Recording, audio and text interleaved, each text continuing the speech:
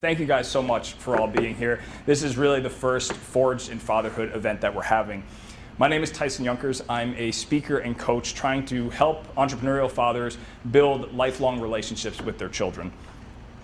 I created Forged in Fatherhood not just as a way to have a community with other dads, but also as a way to, in that community, really raise the standard as to what it means to be a father. The name Forged in Fatherhood actually comes from the story of when I had my first son. And really, when my wife was pregnant, I had this idea in my head that I could just still be the same me, that I didn't have to actually change when I have a child. I mean, having a child is the same thing as getting a cat, I assume, right? I mean, that would obviously make sense. But it turns out that having a child is a bit of hard work. And that realization really came to me when I found myself getting frustrated with the needs of my 3-month-old child, which is a bit ridiculous. And I thank God really at that moment for smacking me in the side of the head and saying, you need to do a lot better.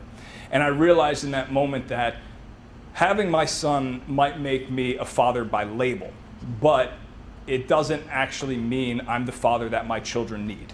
So for that to happen, I need to be a lot more intentional with my kids. And that's when I said, that's basically like becoming forged in fatherhood. So that's where the name came in. And that realization was really a huge turning point in my life. But I've never felt more lost at that point. Because I said, yeah, I realize I have to do better. I realize I have to be a better dad. But what does that even remotely mean? Like, what does that even look like? And I didn't know. And at that time, I was listening to a podcast, and in the podcast they said, we have this men's group. It's a lot of dads, and you're going to learn how to be a better person in that. And I said, that's great, but as you can probably tell from my track record, I said, but I could figure it out on my own. And I think that lasted a week where I said, no, that feeling of being lost was just glued to my hip, and I'm like, there's just no hope. Like, I need something else. So I joined that group. On Friday, they had a call. In that call, I took about 2 pages of takeaways, and what was amazing about that group is it made me realize that I was already on the path, but I just didn't see it. And it took that call and that group to really make me take those first steps on that path. And it started making me become a better father, a better husband, and even a better man in general. And it took a lot of work. But over the next 2 years, I changed every single aspect of my life, to the point where my wife one day came up to me and she said, you are an entirely different person than what I married. There was a long pause after she said that, so I kind of waited to figure out, is like good? And eventually she said, no, it's fantastic. And I'm at the point where I have the best relationship I could possibly have with both my wife and my kids. And I feel better and stronger and healthier than I ever have mentally, spiritually, and physically. So it really was a drastic change that I needed. But as I went through all those changes, I said, I noticed along the way that there are a lot of other fathers who needed that help, who needed to find the path that is in front of them that maybe they don't see. So I started to help other dads out. And as these dads started to change their lives, that's when the concept of the 6 pillars of fatherhood came into the picture.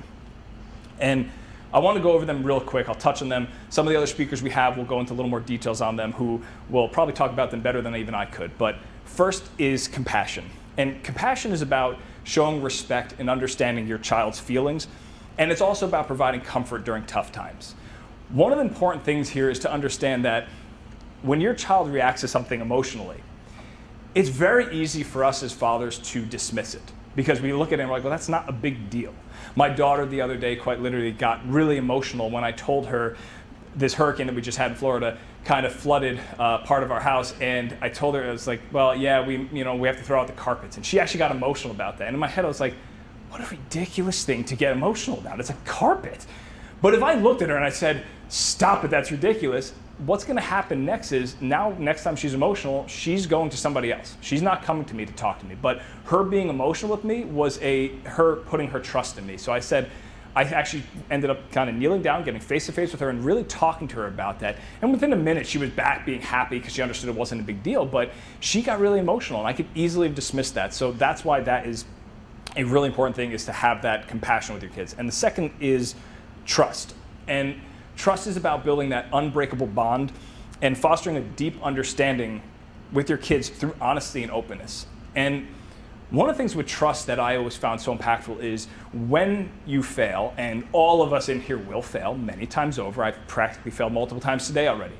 What I like to do with that is I will actually sit down with my kids and I will be open and honest about it. I will tell them how I failed, and it's not a failure within my relationship with my kids, just a failure in general. I say how I failed, why I failed, and what I learned from it. And I'm not doing it to embarrass myself, even though sometimes it feels that way, but I'm doing it because when I show them that, they go, oh, when I fail, I should share it with you. So it starts to open those communication floodgates with them, and they start sharing more, which to me is incredibly important. Third is guidance. Now, guidance is all about being a role model to your kids. I always talk about guidance, and I say, you want to be the kind of man that you want your son to become, and the kind of man you want your daughter to marry. And when you are that role model to your children, you're going to teach them everything from self-control to respect and responsibility. Now, fourth is empowerment. And empowerment and guidance go hand in hand. So how you act and speak to your child is going to help determine not only their self-confidence, but it's also their emotional intelligence and even their purpose.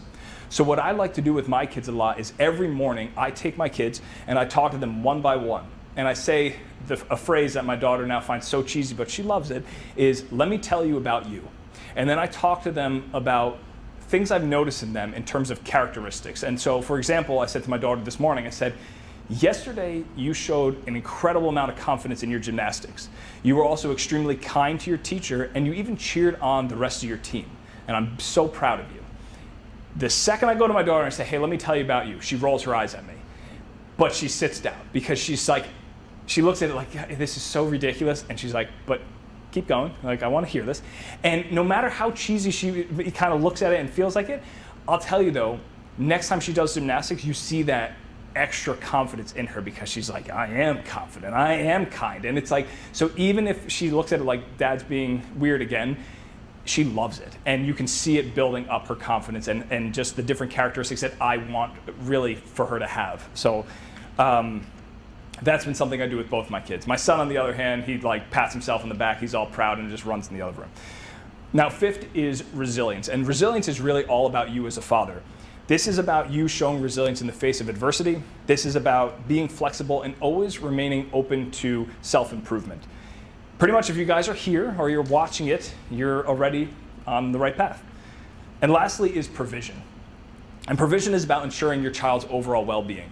And this includes everything from their safety, their education, their physical health, and even your family's financial stability. The Forge in Fatherhood is not just about you becoming a better father to your children or becoming the father your children deserve, but it's also about you becoming the man that you deserve to be. For some of you here, you might already be on that path, and this is a way of seeing, hey, how far can I take this? Now, for some of you, this could be the same place that you were at, that I was at, where I felt that slap to the side of my head and said, I need to improve, and now you're taking that first step. And then also for some of you, you might be here to go home and tell your wives, I'm so much better than the other fathers here, so whatever the reason is, I'm just happy you guys are here. We put together a really incredible group of speakers who are going to talk about a variety of subjects that honestly, I feel like will help you and motivate you in so many areas of your life. Forge in Fatherhood is a community to raise the standard as to what it means to be a father. And with that, we're going to start hosting events annually. We are going to have fatherhood events like this. We're going to have father-son events. We're even going to have father-daughter events. Father-daughter events tends to be almost kind of forgotten about sometimes for some reason. But we're going to start hosting these annually. We're even teaming up with some amazing organizations to start making these bigger, start making these more impactful, and to really try to change fathers both locally and anybody who wants to tune in. I'm new to the virtual thing, so we'll see how well this goes. They might all be writing comments saying you are terrible, but we'll find out. But after this event, everyone, both virtually and here, is going to get an email. In that email, we're going to have a bunch of links. It's going to talk about what the speakers talked about. We're even going to give out a free copy of a book called Eat That Frog, 21 Great Ways to Stop Procrastinating and Get More Done in Less Time. And we're also going to have a link to the replay of this. We actually have this event being shot in a lot higher quality with really good mics, so if the quality is not as great or you forget something, you'll be able to rewatch it, and even the slides and videos you see will be embedded into that. And we're also going to have a link to a Facebook community that we started for Forge in Fatherhood. So that said, I want to bring out the first speaker, and this speaker is Charlie James. Thank you, guys.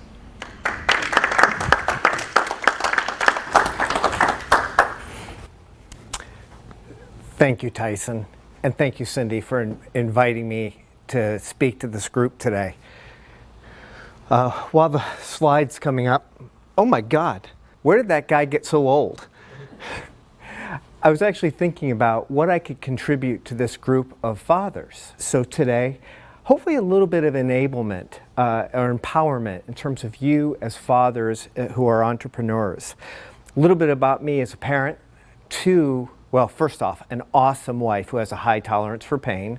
Been married for 28 years, and it's been an extraordinary journey, moving all over the U.S., opening businesses and taking jobs and building houses. Two wonderful daughters. But I was that kind of a father who was so busy building his career and frankly chasing my own dreams that I became disruptive to my family. When my children were little, my wife would rush to put the children to bed before I could get home to teach them bad habits that I thought were funny. So I made up for it a little bit later in life in the peak of my busy part of my career by becoming a court advocate for foster children. I met my second foster child when he was in prison he was falsely accused of executing both of his parents in San Jose. We got him through the court. We got him, his high school didn't want to let him graduate, so we got him his GED. We got him his first driver's license. We got him repaired with health. We got him into college, and after 6 years, he graduated with a college degree to pursue his journey as a park ranger. So I made up for a little bit of lost time as a parent and learned a lot. My profession today is I work with business owners, with executives and families to help them visualize and achieve results they never imagined. And we're going to talk about some principles of how they do that. But that's the glossy magazine portion of, isn't that great? That's what Charlie does. And it is a dream job. I'm very fortunate. But I want to tell you about a time in my life about 15 years ago. I'm in a dark room on the road somewhere where I couldn't remember what city I was in because I was working so hard and I was on the road 80% of the time. And part of being on the road meant getting 3 to 4 drinks every night because I was pretty stressed. Turns out early in my career I built 3 organizations from 0 to 100 million. Had 100 people, as a guy in my late 20s or early 30s. I was making more money than I ever dreamed, and I felt important, and life seemed with limitless potential. And it really did. I got married to the dream woman. I started having these beautiful children. They started growing. But a funny thing happens in the tech world. Being a head of tech company is more dangerous than being an Alaskan ice fisherman. So during 15 years of growing every company that I ever worked for, at least 75 to 400%, I got fired 7 times. There were 7 different times where I was off for almost a full year. So what does that do to your psyche? It really starts weighing you down. I stopped feeling relevant. So what did I do? Well, I did the same thing any sane guy would do. I kept trying harder.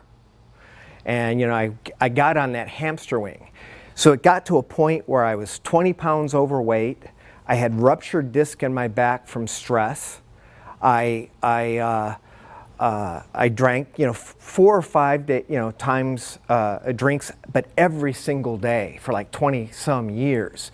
So that just kind of build on itself. So that's the negative version of what can happen when you get out of balance. So today I want to talk to you a little bit about how to stay in balance and how to achieve what you want in life in terms of your business, your financial success, and being a really great parent and building a great community. So we're going to cover balanced goals, we're going to cover prioritization, and we're going to talk about allocating time. That's the best thing I can do as the old guy in the room to pass on some lessons learned. And most of these are from some of the best known coaches out there. So one of the things I'm going to give you is a book, Eat That Frog, by one of the former world's best known coaches, Brian Tracy. And it's a great way to kind of get control of your life and start rethinking what's important and do more of that, and stop doing things that are less important and enjoy more time. Because the things you'll come up with that are important are different than, maybe you will if you don't think about it. So let me ask you, what does legacy mean to any of you? Any volunteers? The way you'll be remembered. A way of being remembered. Anything else? Some type of messaging that you'll leave behind, so it's echoing that. Messaging. Anything else? There's our footprints as parents, creating these extraordinary citizens that will take the mantle for the next generation and have children. There's building businesses that creates jobs. There's building the confidence of your spouse, of your employees, the people that depend on you as leaders. There's a lot as legacy to deal with. But if you try to do everything, well, actually, a great saying is, you can do anything, but you can't do everything. So the first part of today is about choices. So I want you to imagine walking out into a field, and the field is surrounded by targets, big, small, and someone's going to hand you $1 million if you hit the target. Is that good? What are your chances of hitting the target if the target could be anywhere around you, but they don't tell you what the target is? Not very good. So the first part about this is picking the right targets. So it turns out for this guy, the target is a barn, 10 feet behind him. So as long as he knows that his target is that barn 10 feet behind him, how do you like his chances of getting $1 million check? Pretty good. So let's talk about it. So the first part of the exercise today, and I'm going to provide these mailings to all of you. I'll provide my mailings and things. But in my coaching sessions, it doesn't matter whether it's an owner, doesn't matter whether it's an executive, and sometimes even families. I even do this talk with young unmarried moms that are supported through Hearts for Moms, where we help them figure out what's organized. So instead of just thinking about goals, which is a really good method, I'm going to ask you about balance goals. I'm going to think about 4 areas of your life, and I'm going to ask you a question, so pay attention, please. If your goals are financial independence, and these are just big general buckets, business success, health and fitness, and family and relationships, how would you score yourself? Like, you write it on a piece of paper. Be honest. What's your emotion? How do you score yourself in each one of those categories? I'm going to ask you a question. So everybody have a vision in their mind? What's your strongest area? Just shout out a couple answers. Family and relationships. Family and relationships. Anybody else? Health and fitness. Health and fitness. Anyone else? Family and relationships. I got to tell you, so I coach a lot of really high-profile Silicon Valley executives because I spent 30 years there. I also coach all other types of people. But a lot of times when I'm dealing with business owners, the problem is in the health and fitness and family and relationships. The ambitious people, the people who took the bait like I did, who overemphasize and sell themselves out for that high of being successful business-wise, of driving a really great car, or trying to make more and more money. Something's got to give. And it's usually health and it's usually fitness. But it doesn't surprise me that this group is here because we're committed to family. But pay attention to that. So one of the favorite exercises I'm going to encourage you to do is I want you to visualize what your life would be like on each one of those measures if your life was perfect. So for each one, for business success, imagine somebody who you really, really admire for business success and think about what that success would be like. Financial security, health, family, lifestyle. I like to add faith to that last bucket. So what you're doing is if you drew a diamond, this is a diamond chart analysis, and let's say a lot of you are feeling really good. Let's say you're scoring yourself on a score of 1 to 8 on health and fitness. So let's say there's a lot of 8s and 9s on family, and for whatever reason, financial independence, given the fact that everything has just gotten 3 times more expensive after the pandemic, for instance. We got to pay for college. We got to pay to live here. Florida's getting more and more expensive. So let's say that the scores start going down to 4s and 4s here. The first thing we're looking for is balance. So you pick your low area and you focus on the low area of the business, but all you're trying to do is get balance. Maybe go for 7s across all of those things. And then when you get to 7s, you have to decide how much energy do you want to put into improving your life for that purpose. But the first message is go for balance. Don't be the guy that wakes up in a hotel room whose wife actually hides the children at night when you get home because you can be so disruptive. And it's kind of funny, but it's kind of not. You know, when I think of myself, when I was on that chase, trying to get my career back, I started being the dad that started missing extended family meetings. My wife's brothers used to joke that they needed a cardboard cutout of Charlie when there was a family wedding for their kids. I missed those things, trying to go support my startup to get them over the hump. And that's sometimes what it takes for startups. You guys know that as business owners, but go for balance. Any thoughts on that? Seems obvious. The other thing I want to mention to you, though, is the idea of how to achieve goals. It turns out Dominican University did a study across thousands of people. And people in general, and it's a relative score, that have goals achieve, let's say, 4 out of them, say 4 out of 10. If you write your goals down, which I'm advocating that you do on a piece of paper on that diamond chart, and I'll send you the form, you achieve 50% more of your goals. But if you just write it in action, like a task list, you actually achieve fewer goals. So defining what you want to achieve as a goal matters. It should be specific. So saying I want to get healthy isn't a goal. Saying I want to lose weight is specific. I want to lose 15 pounds is measurable. It's also aligned with the goals. It's also realistic, smart. And I say I want to lose 15 pounds by December.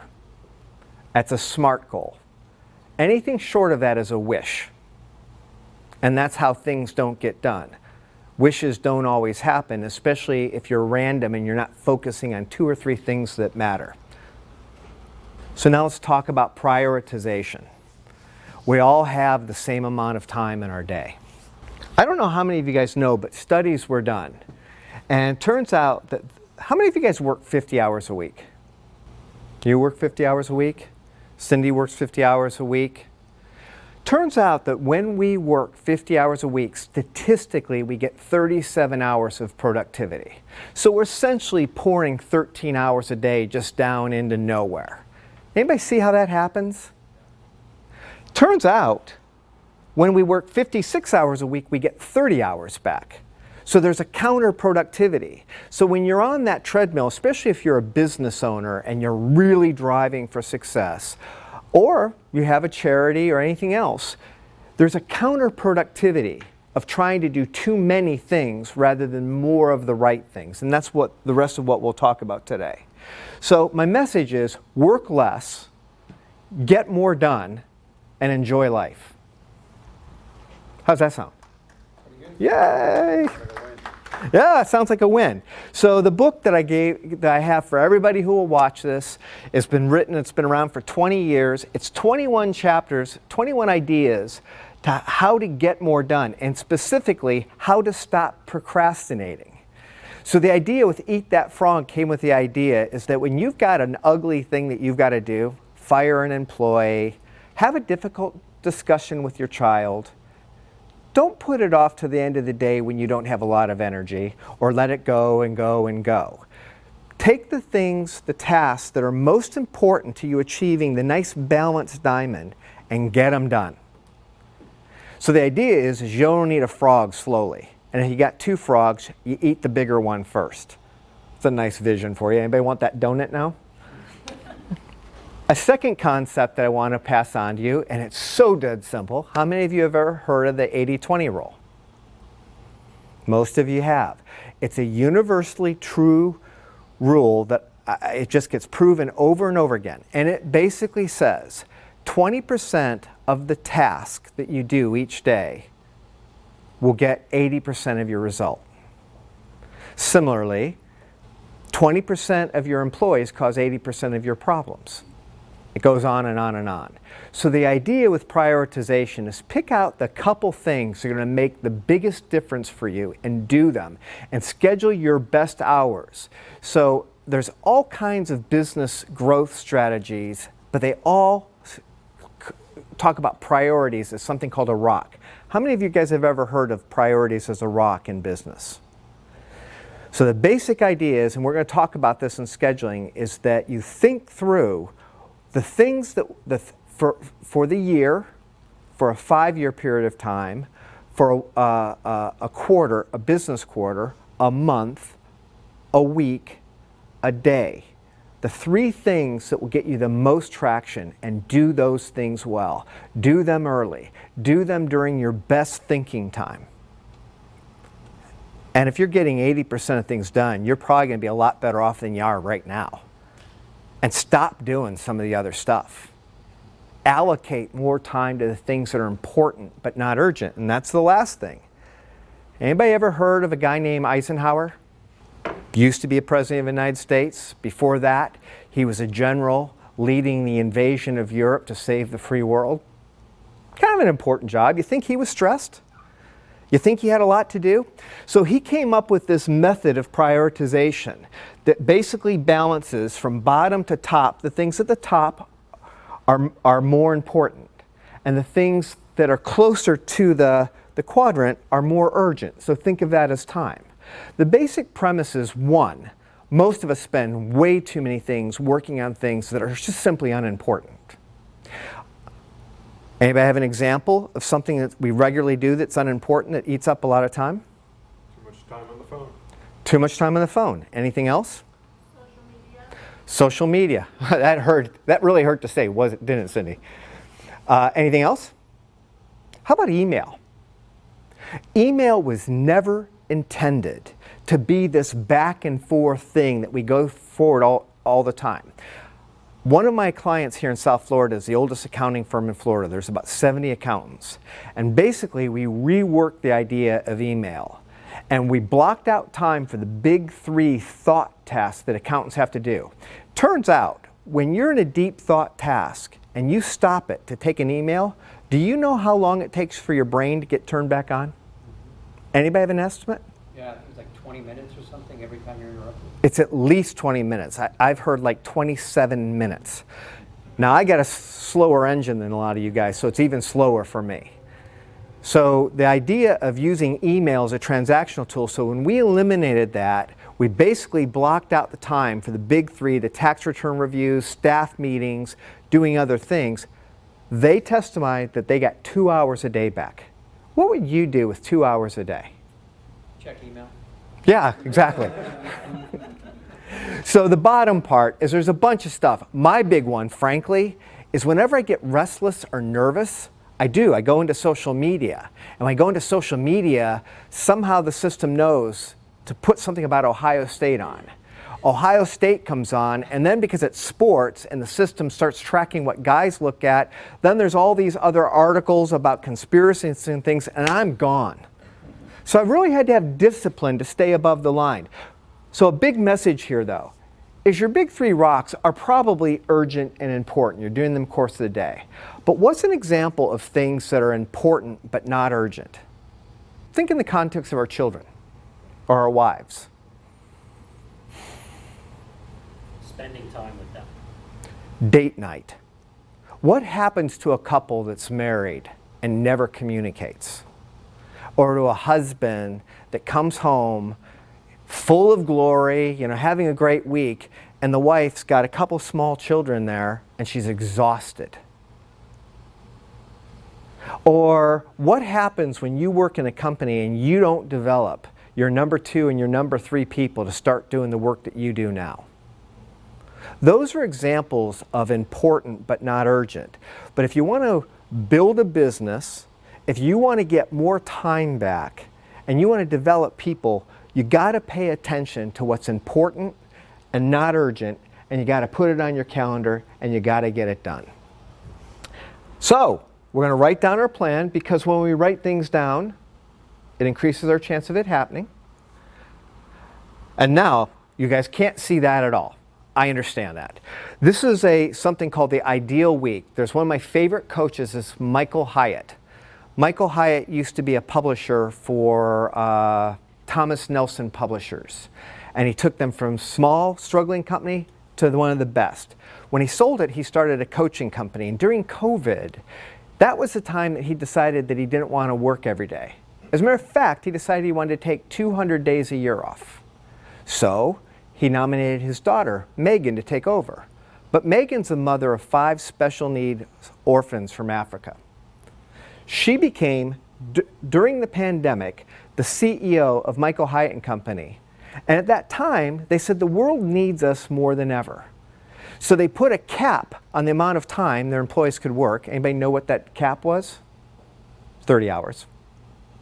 They figured 30 hours mathematically was a good trade-off. No employees were allowed to work more than that, and their sales doubled. So it works. So this is called the Ideal Week by Michael Hyatt. I will send this report out. But the idea is you budget your time for what's important. So I have 3 pieces of advice. Create routines. There's something called a morning routine. So as parents, if you have small children, there's getting the kids up. There's making their breakfast. There's walking the dogs. All of those things are things that if you do them in the same order without thinking about them, it frees up your subconscious mind to focus on deeper tasks. Likewise, when you come into the office, doing things in the same order allows you to start your day and get things done, like maybe meet with your assistant and have your assistant report back on a bunch of things that she can take off your plate, or he. My assistant's in the Philippines and it's a he. So a workday startup. End of day. This is the money one. You want to figure out your big 3? Think about them the night before you leave. Why? Because remember Eat the Frog, the procrastination? How many of you ever showed up and wasted a good part of the morning figuring out what you were going to do? Pretty normal. So the idea is you figure out what's important the day before. The big 3 rocks. And the beautiful thing is when they're in your head overnight, when you're in the shower, when you're walking the dogs, doing your morning routines, solutions start popping into your head. It's the way the brain works. That's a topic for another time. But Galileo, Michelangelo, Andrew Carnegie, who built both the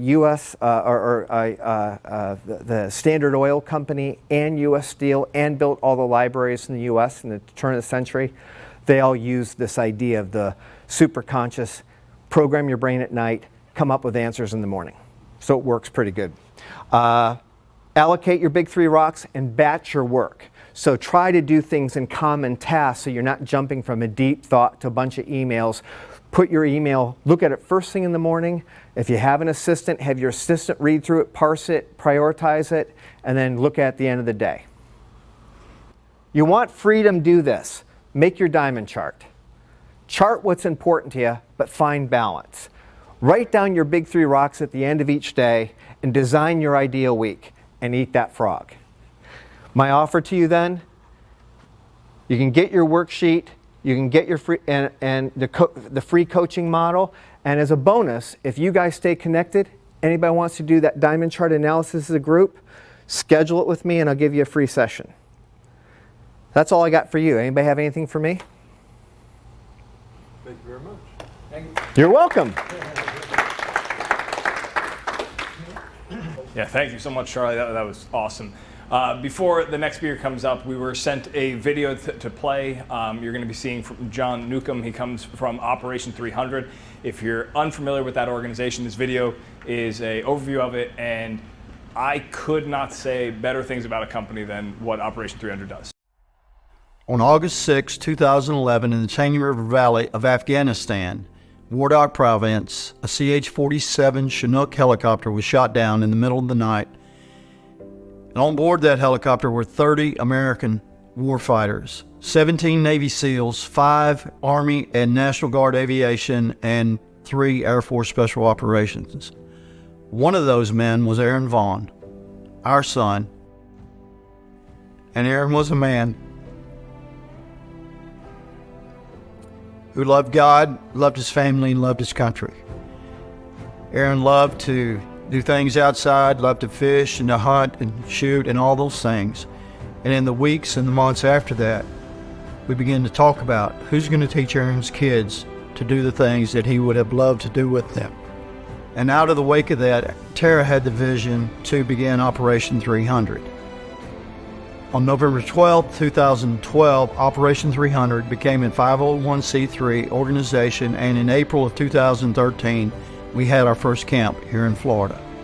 Operation 300 brings in boys and girls who've lost their dads in the military, and we also bring in the moms too.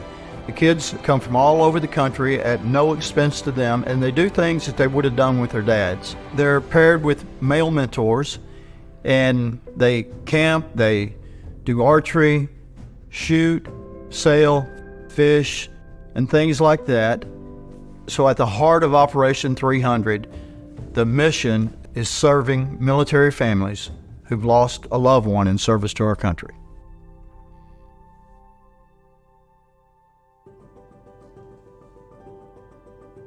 So I heard about Operation 300 through some widowed friends of mine.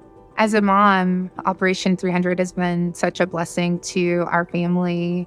It's like a few days of reprieve for my children to get to come and spend time with other survivors, getting the opportunity to do things that they normally wouldn't get to do, like deep sea fishing and spending time on the beach, getting to go to the gun range and play games and just have that time away from their everyday lives to enjoy. And as a mom, it just means so much to me because I get to see the joy, like when they come back from camp and hear the stories and just learn about the relationships and the friendships that they've built through Operation 300.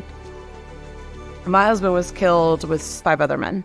And one of the other families that comes with us to this camp, their family member was one of those men. And so we're family. I'm the aunt, they're all cousins. Like the kids all call each other cousins. The mentors, actually, they make a really good impact on them because for them, not growing up with a father in the house is something completely different. They don't know what it is to have a man in the house. So during this camp, they know there's having a mentor, and as a man, of course, and going to do these things about like archery and shooting a gun or flying a helicopter or just play ball together is completely different. I like Operation 300 because it gives me chances to do things that I would have done with my father. Being around other Gold Star kids helps me relate to them better, and I get to connect with them. Me, my sister, my brother, we get to like hang out, do archery, and like just a lot of outdoor activities that we don't have back home. Each single one of my mentors has always brought me a lot of hope into my life, and each time when I leave and go back home, I come back as a brand new person. It means a lot to us that kids our age can connect with us, and we can have tons of similarities with each other and talk to each other about like our parents and stuff. I'd like to thank everybody that gives to Operation 300, and it means a lot to me and my brother and other kids like us. Thank you.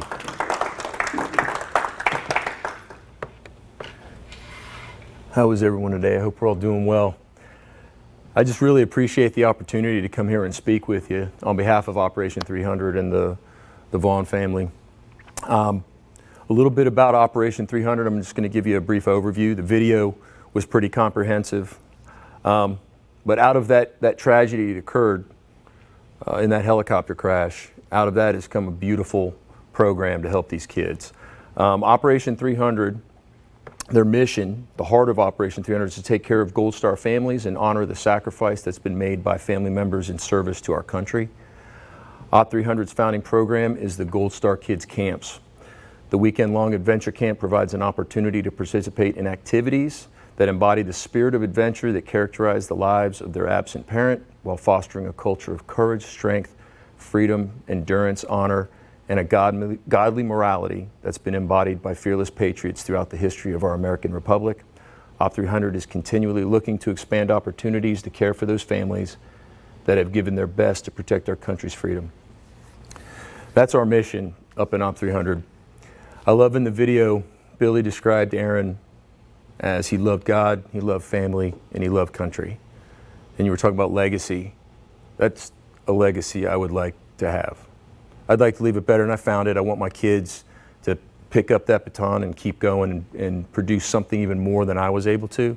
But to be spoken of with that, I think all of us would be proud of that. A little bit about me. I'm a husband and a father. I've been married 30 years. I have 3 wonderful kids, a 29-year-old son. Can't believe I'm saying that. 27-year-old and a 22-year-old little girl. I still think she's my little girl. Both of my boys are married and are out of the house, which has been an amazing experience to say the least. I don't know if we're all prepared for that day, but get ready for it if you haven't already had it happen. With them being married, I'm lucky enough to have some grandkids. I've got 2 that are on the way, 2 little girls I've just found out in the next couple months they're due. But I have a 2-year-old grandson that I'm lucky enough to have as my namesake, and I get to see him almost every day. They live right around the corner. I've worked in law enforcement for the last 30 years, 29 and a half years. Most of that was spent in K-9, and the latter portion now, 23 years of that was in K-9. The latter portion now I'm in the Detective Bureau working in that capacity. I met the Vaughn family several years before that helicopter crash, and they were attending church. We both are people of faith. We attended church together, and we had developed a good relationship through church activities and different things. But shortly after that, at some point, after the helicopter crash, at some point when they had made the decision to start up the camps, they had asked me if I would help with the shooting range activities for the kids. And I was, because obviously I think just my law enforcement background, maybe it was an easy fit. So I ran with it, and I've been lucky enough to be at every camp since then. It's been a real joy working on the range. We have a whole bunch of different activities the camp does. They talked about the sailing, horseback riding, flying, diving, swimming, go-kart racing. We do archery, all of these events. And the purpose of that is in the hopes that we're doing some activities with these kids that are something like their father would have done. In that absence that's left behind, who is? And not everybody has a huge family unit, somebody that's able to step in there and start doing that, mentoring these kids. So we're able to, and it's a really good experience. It's throughout the weekend. All these camps are structured from the ground up to promote meaningful interactions between mentors and kids. The camps, we do about six a year-ish. About 35 campers show up at each of those. But in addition to those 35 campers, they're all flown in with moms. So we have all these moms that show up as well. It's a great experience for them as well. On the first day of camp, we pick them all up, take them out to the campsite. Moms get to see the camp, meet with mentors, see the environment they're going to be in. They've already been communicating with mentors before they show up that day, but this is their time to meet them face to face, see who they're leaving their kids with for the weekend. And then after that, we have a barbecue dinner, and we take them all back to the hotel. The kids stay, moms go back to the hotel, and they just have a great time. The kids go off to their activities. The moms, the following day on Saturday, my wife usually helps out with them having a luncheon that day. They all spend time together. And what's really great is the community all being together. These are individuals as Gold Star families. You can only imagine.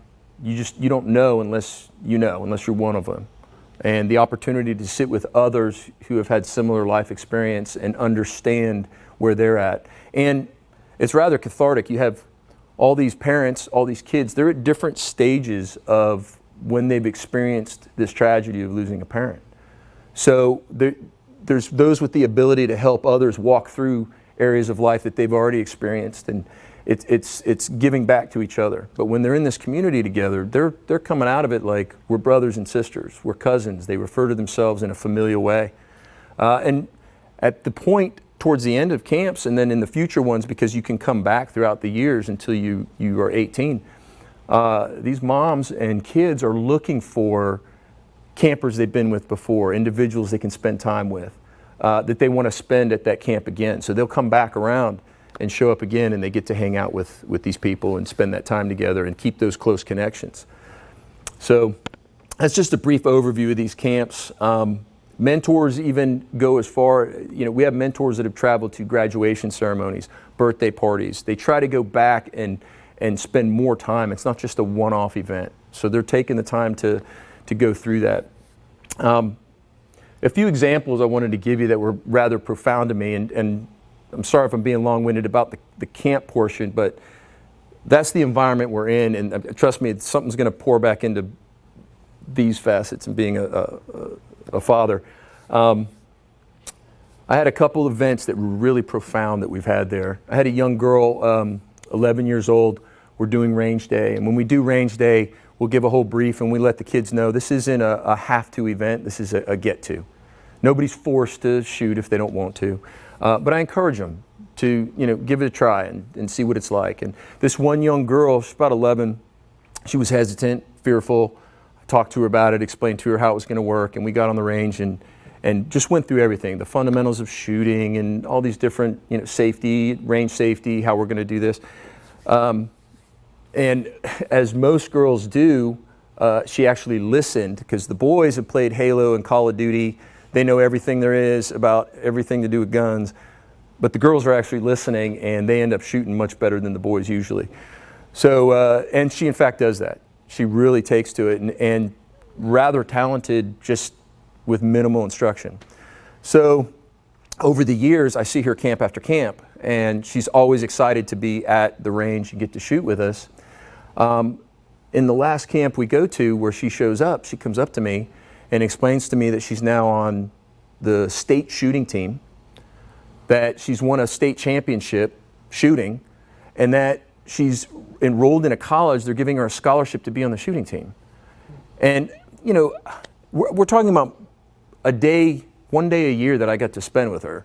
But the idea that the time we got to spend with her imparted a passion, it flicked on a flame that she's now taken through these years.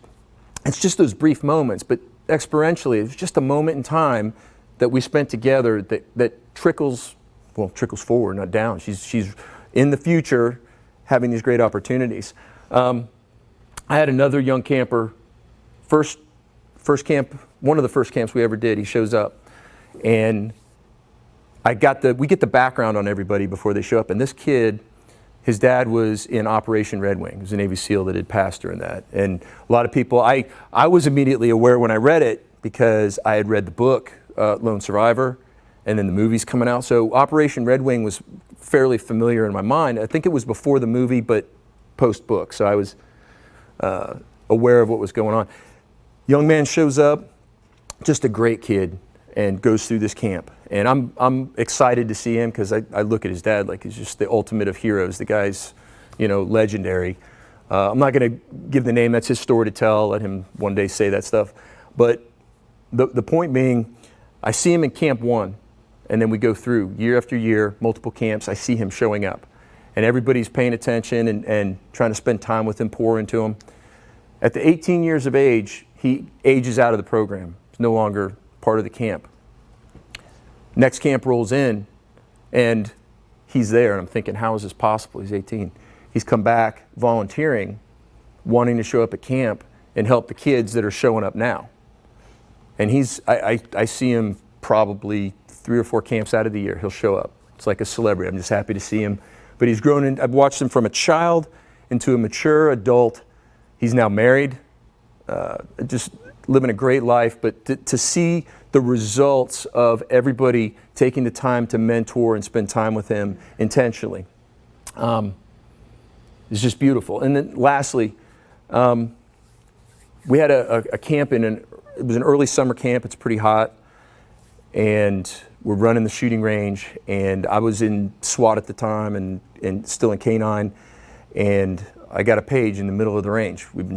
Everybody's shooting, we're well into it, and I get a page that I got to go to. It's some armed individual, he's off in the woods or in a cane field, and we need to use a dog to track him. So I tell some of the adults, I'm passing the baton here, you got to handle the rest of this, and I'm checking out. And I go to my car and getting my dog ready and getting dressed to go, and this about 7-year-old boy comes running over as I'm dressed about to get in, and my car door's open, and he runs up, climbs in the seat on me, gives me this big hug, and he says, "I love you." And then he says, "Please don't get hurt." And it was, the "I love you" was so warming to have him say that, just because I spent a little bit of time with him and paid attention to him. And I don't know that he fully grasps the phrase "I love you," but he meant that was the best he had to give me. And then to tell me, "Please don't get hurt." The idea was heartbreaking to think he, at 7 years old, has the capacity to understand the gravity of what could possibly happen in the real world. I mean, all our kids, we shield them from that kind of violence or experience. I mean, at some point, everybody needs to come to terms with their mortality and the possibilities. But for a 7-year-old to be concerned about my well-being and wanting me to come back, it's very moving. I can tell you the experiences I've had with these children, they leave me walking away having received far more than I'm putting out. Far more. It's so rewarding. We have an honor at Op 300 to participate in the lives of these kids, and just as importantly, what an honor it is to participate in the lives of the children that God has given us charge of. We're still here, we're present, we're able, and we should take advantage of that. I look in some of these children's eyes and I see an intense need to connect. Almost without exception, to a varying degree, I see a need for fatherly direction, for someone to come alongside and coach them up, to give correction, to be consistent, to be caring, to hold them accountable to some standard. When that attention is received, they grasp onto it. The smallest amount, they gravitate right towards it, and they make a meaningful connection with you. When they don't receive this attention from us, the odds are so stacked against them that it's horrible. Here's just some statistics of an absent father. Fatherless children are 5 times more likely to commit suicide, 30 times more likely to run away, 20 times more likely to have behavioral problems, 14 times more likely to commit rape or be raped, 9 times more likely to drop out of high school, and 20 times more likely to end up in prison. Those are horrible. Especially, all of them are horrible. That first suicide rate, that's gone up considerably since these stats were put out. It's horrible, the degree. And I see it at work every day. I mean, I'm telling you anecdotally, I know it to be true from what I'm seeing. In the vacuum created by a father's absence, whether by choice or tragedy, children will find something to fill that with. They'll find a role model. The world is looking to prey upon that vulnerability. And in the vacuum that's left, they will fill it with lies. They will fill it with what they want to put in there for their benefit. They don't care about our kids.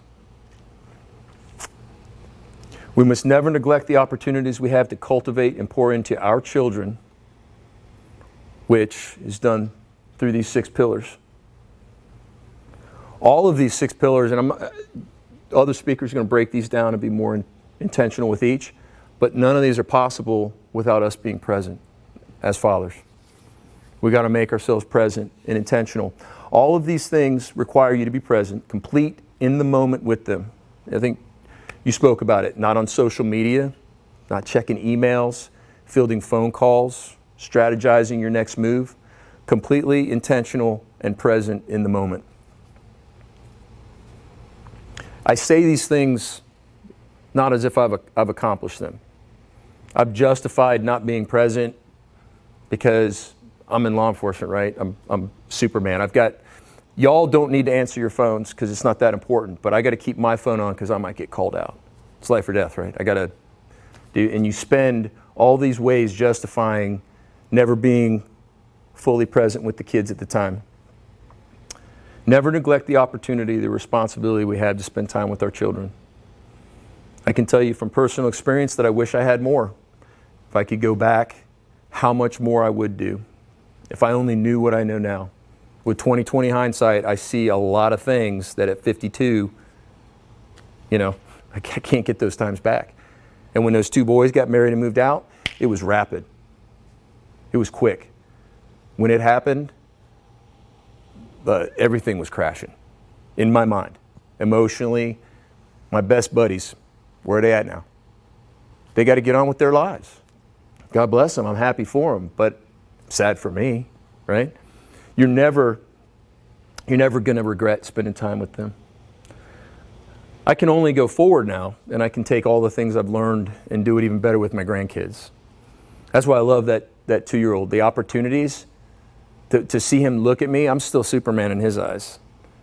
When he looks at me and then he copies the things I do, he's so impressionable. And taking those opportunities to make sure whatever I'm impressing upon him is worthwhile, is of substance, making it better than I left it. I can also take what I've learned and pass it on to the children of fallen soldiers. One day you will look back and wish you've had even more opportunities with your kids. I guarantee you'll never regret or complain that you spent too much time with them. Be intentional and make that time. Nothing is more important. I appreciate my time with you guys. If anybody has any questions about Op 300 or any opportunities to help out with that and be a part of it, you can get with me afterwards. But I appreciate everybody's time. God bless.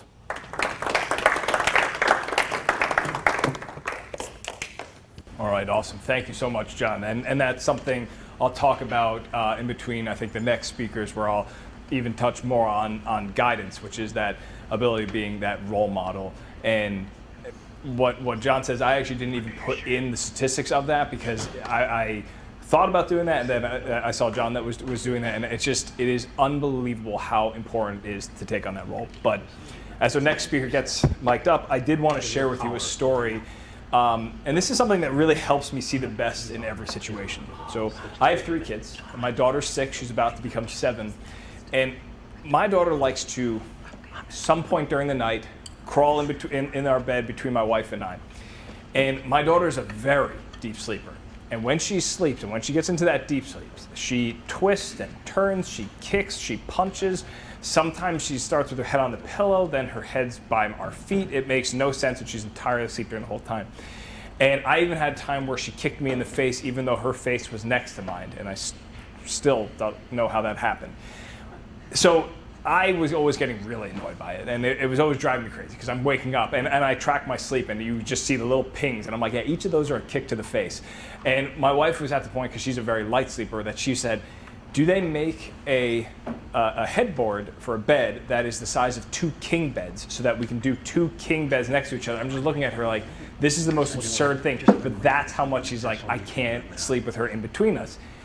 And it really did drive me a bit crazy, but I went to this conference maybe a year or so ago, and there was a speaker on the stage, and he starts sharing about all these things that his kids do that just drive him crazy, and he has a bunch of kids. And I was laughing about it, because I was like, oh my God, like it's the same thing my kids do. And out of nowhere, he just drops the fact that his daughter died. And it was just this silence in the room, because he was like, we were all laughing, having fun, and then that is thrown in our face. And he talked about how afterwards he would do absolutely anything in the world to have those crazy moments with his kids again. And that speaker made me realize that all of us, to some degree, take our families for granted. But when we start realizing that our kids won't always be there, we start looking at the relationship we have with them from an entirely different perspective. And now I pray nothing bad ever happens to anyone's kids in this room, but even if nothing does, they're not going to be in your house forever. I mean, even John talked about that, whether it's getting married or whether it's they just move out to be on their own. There's a point where they step away. And realizing that just beyond made me appreciate the craziness. It makes me appreciate every kick I get to the face. It makes me appreciate every time I feel frustrated, because it's a moment that I get to spend with them, no matter how crazy it is. And realizing that has entirely changed the way that I am a father to my kids. And it doesn't mean I like them, but you can be damn sure that when they stop, and at some point they will, I will miss every single second of it. This phrase I saw once, and it hit me hard, and it was, remember one day you'll pick your child up for the last time, and don't let that be today. So I think about that every day, and I pick my kids up. I go to the gym just so that I can squat with my kids on a shoulder, because I'm like, I just need to keep up with you, because I refuse to put you down. And I really didn't bring this up to make people sad or look at their kids in a way where it's like you're gonna hug them and be like, yeah, you're never leaving my house. But it's really, I bring it up because I want everyone to see how lucky we are to have what we have, how lucky we are to be driven crazy by our kids, and how we should really just learn to love it and embrace it as much as we can, because when you do, every moment that you have with them, the crazy, the good, the bad, it will all be better every single day. So that said, hopefully not to depress everybody, we're going to bring in Eric Rogell as our next speaker. Thanks, guys.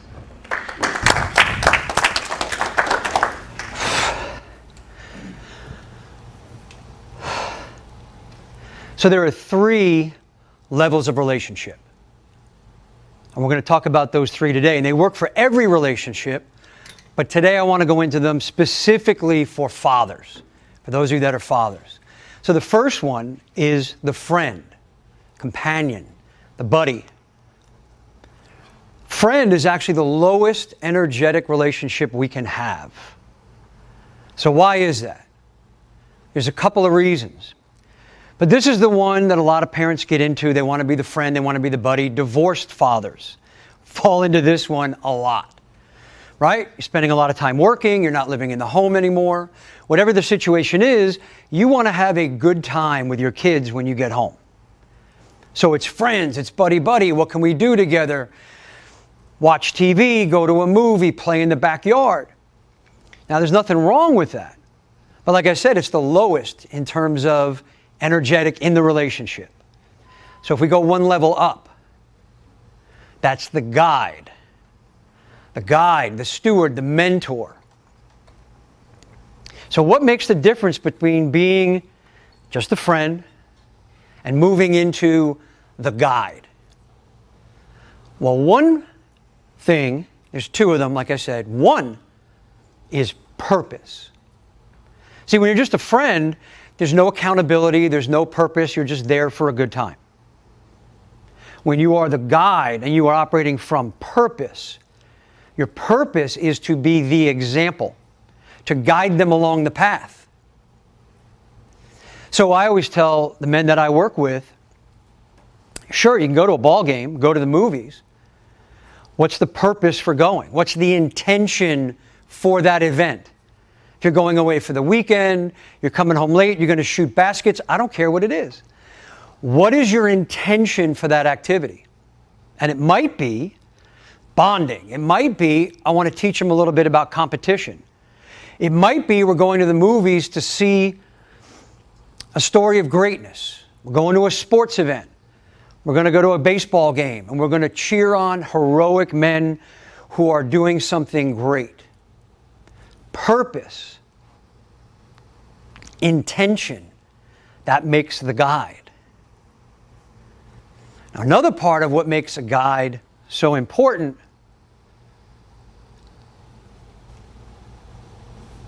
let me go back for a second. Purpose versus agenda. Okay? So on the guide, if you're in purpose, the friend typically runs on agenda. So what is the difference between purpose and agenda? It's very, very simple. Agenda is, what can I get from you? Purpose is, what value can I give to you? Friendship, a lot of times, is running on agenda. And there's nothing wrong with that. But the agenda is, I want to feel good.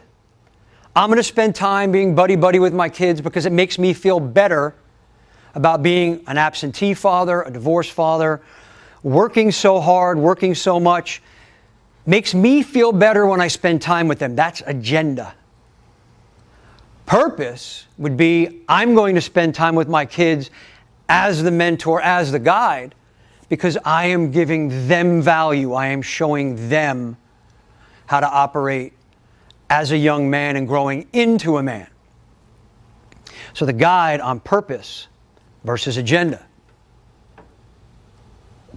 Now, I guide a lot of men, I mentor a lot of men, I work with a lot of men. And I'll get phone calls all the time where they'll say to me, hey Eric, can you go grab a beer or go to lunch? I'd love some advice. Right? I had a guy that just texted me yesterday, hey, I've got an issue coming up, would love to get your advice. My answer to that is always no. I don't give advice, but I will share wisdom. So what is the difference between wisdom and advice? Well, the very basic, advice comes from here. Wisdom comes from here. This is where we want to come from as a guide. So, give you an example. If I was to offer advice, I would say to Tyson, you know what you should do for this event? For this event, you should have this, and you should set this up, and you should have this video thing going, and you should have that going there. A lot of shoulds. Advice usually starts with should. Now, what I find in my experience is when you should somebody a whole bunch, what happens? Right. They shut down. They're like, screw you, dude. Like, who are you to tell me what to do? Even if they ask for advice, they still don't want to be told what to do. It's coming from here. And a lot of times the advice comes from your own fears, failures, all of that stuff that happened to you. So wisdom is a great, great thing to have in the arsenal of a guide. What do I mean by wisdom? This is the big, beautiful battle scars that we have all earned over our lives. How many of you have failed miserably, the most horrifying, embarrassing, shameful thing that has ever happened to you that you didn't tell anybody about? Raise your hand if you got one of those. I have multiples of those, right? Yeah. And we don't share them. Why? It's shameful. It's embarrassing. Why would I tell my kid about this horrific failure that I had? How I screwed up so badly? Well, that wisdom, those battle scars that you earned, are so incredibly valuable, especially to the little guys, the ones that we are guiding on the path. So wisdom comes from here. So if I was telling Tyson about what to do with this event or anything, I would say, hey, you know what? I did an event like that once. Here's what happened. Here's where I didn't do it right. Here's the things I change. And then here's the result that I got. And now he can do what? He can take from that whatever works for him. He can take my wisdom, my failures. I went through it so he doesn't have to. And when I share it that way, he gets incredible, incredible value from it. So, not advice, wisdom as the guide. So the guide is where you want to spend most of your time. The guide is who you want to be. See, a lot of guys, when I tell them this, they go, no, but I want to be his friend. Like, why can't I? If you're doing what you're doing, you can be friendly. But if you're doing it with purpose and intention, and you are sharing wisdom, you're the guide. No reason to be a friend.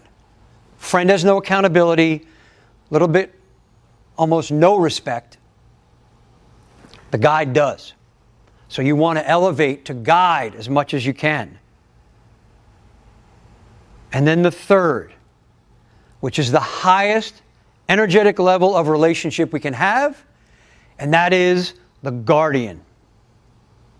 So the guardian is the most difficult.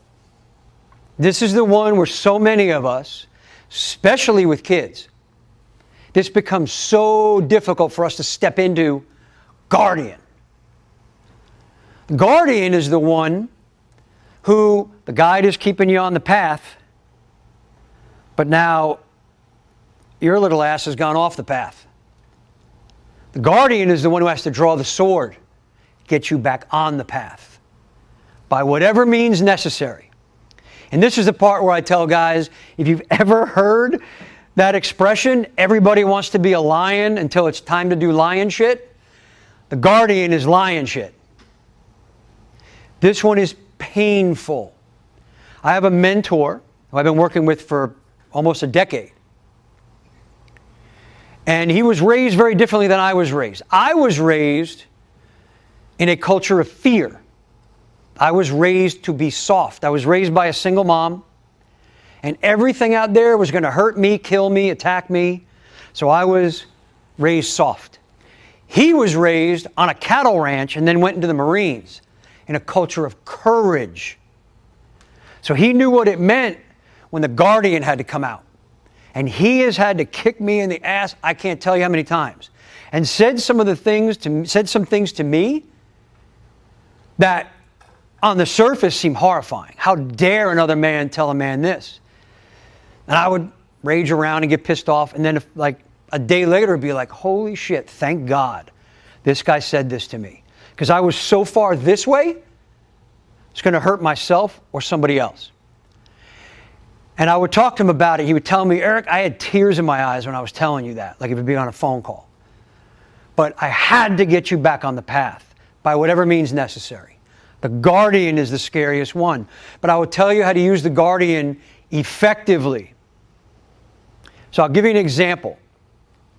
So let's say you and I are friends, right? We're on that level. We're just buddies. We're just friends. We've known each other for a while. And we're out at a party.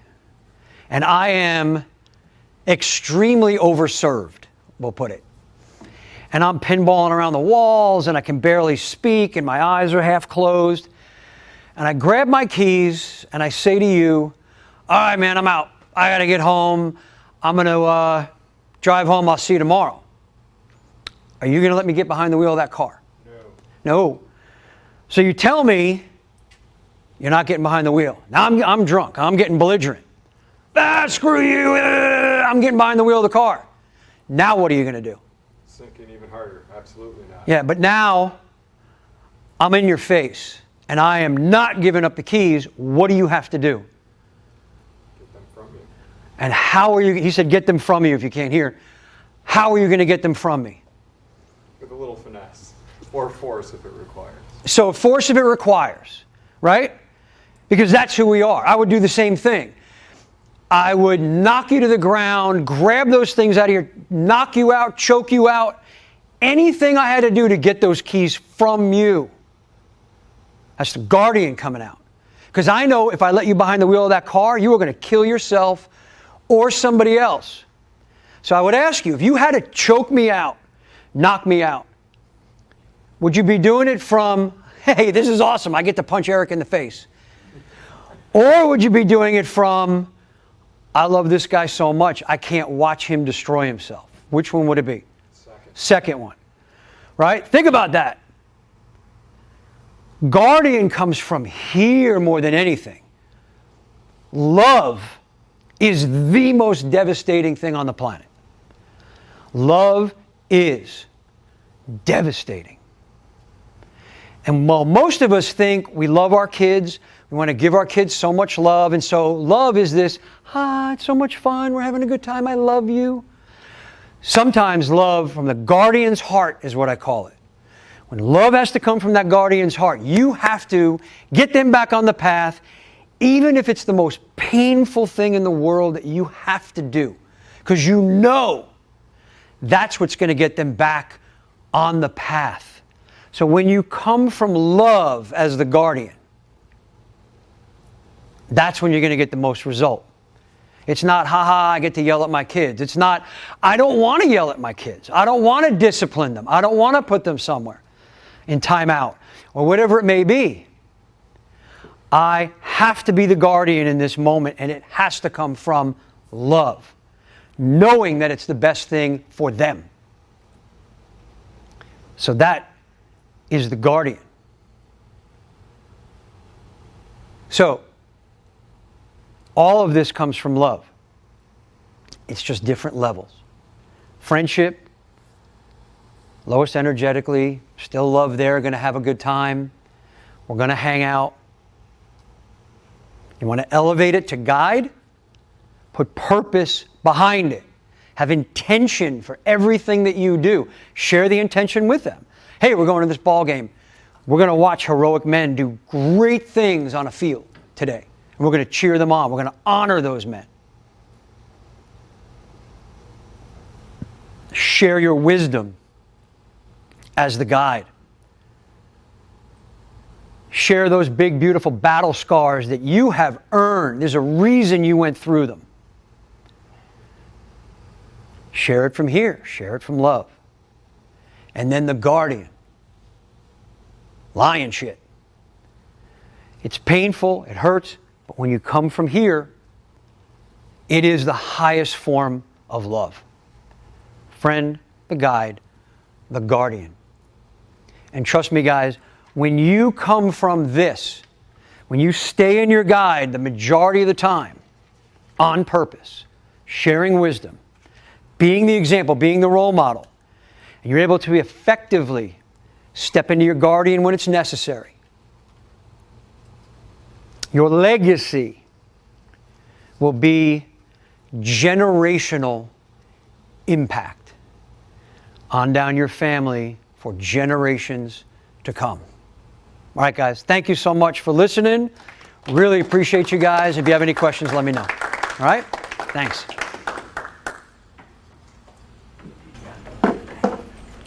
Awesome. Thank you so much, Eric. I don't drink because I'm terrified of Eric choking me out. So, as our next speaker gets mic'd up, I want to really reemphasize something that John talked about, and that's the pillar of guidance. And the reason why I really want to talk on this is because guidance is about you being a role model to your kids. And I always want to talk about that one more than anything because the reality is your kids are going to have a role model. The only question is, will that be you? Because when a kid is in a fatherless home, and it doesn't just mean fatherless like in the sense that John talked about where the father's literally not in the home, but there is a concept called the invisible dad. And that is a dad who's in the home, but he's not present mentally, spiritually, physically. And in those situations, the stats are actually very similar to the father not being there at all. And so if you are that way with your children, and I honestly don't expect anybody who's here to be that way, but if you are that way, your children will find a role model in somebody else. And if they don't find it in somebody else, they're going to let the world around them shape them. And that's something that obviously none of us want for our kids. So if that child's lucky, they might find maybe an organization like Operation 300, or somebody at a church, or potentially another coach, somebody who actually will get them on the right track. But it's not something you want to leave up to chance. It is something where you want to fill that role. And one of the things that I do myself to really try to be the best role model I can be for my kids is I ask myself every time I'm doing almost anything, would I be okay with my children watching me do this right now? If the answer is yes, awesome. If the answer is no, I start to question what I'm doing and what I'm showing them. Because honestly, something I've learned about my kids is they see through everything. So I can't pretend to be better than I am. If I try to be somebody I'm not, they will know, and they'll pick up on it right away. And so when I start asking myself that question, and I realize that my kids do see through everything, I'm not trying to pretend to be somebody I'm not. And that is part of the whole Forge and Fatherhood thing, is that in terms of guidance, is I do want to be the man that I want my son to become and the kind of man I want my daughter to marry. I bring that up a lot because that is something I think about, where if I'm doing something that I don't want my kids to see, would I want my future son-in-law, as weird as that is to say, to be doing that? Absolutely not. So then I need to question why I'm doing it in the first place. As your kids grow up, they eventually will have their friends, and their friends will have a huge impact on how they act, what they think, and even how they behave. But by the time they're making those friends, they're going to pick their friends based on the behaviors that you set in their life. So the better you are as a role model to them, the better the friends that they will choose. Because if they look at that, they're going to see a kid who's acting in a way that, let's say, you don't behave, and they're going to be like, that's not somebody I want to interact with. That's not somebody I want to spend time with, because you've set that bar for them. So with that said, we'll get our fourth speaker in here. It's Shea. Thank you, guys.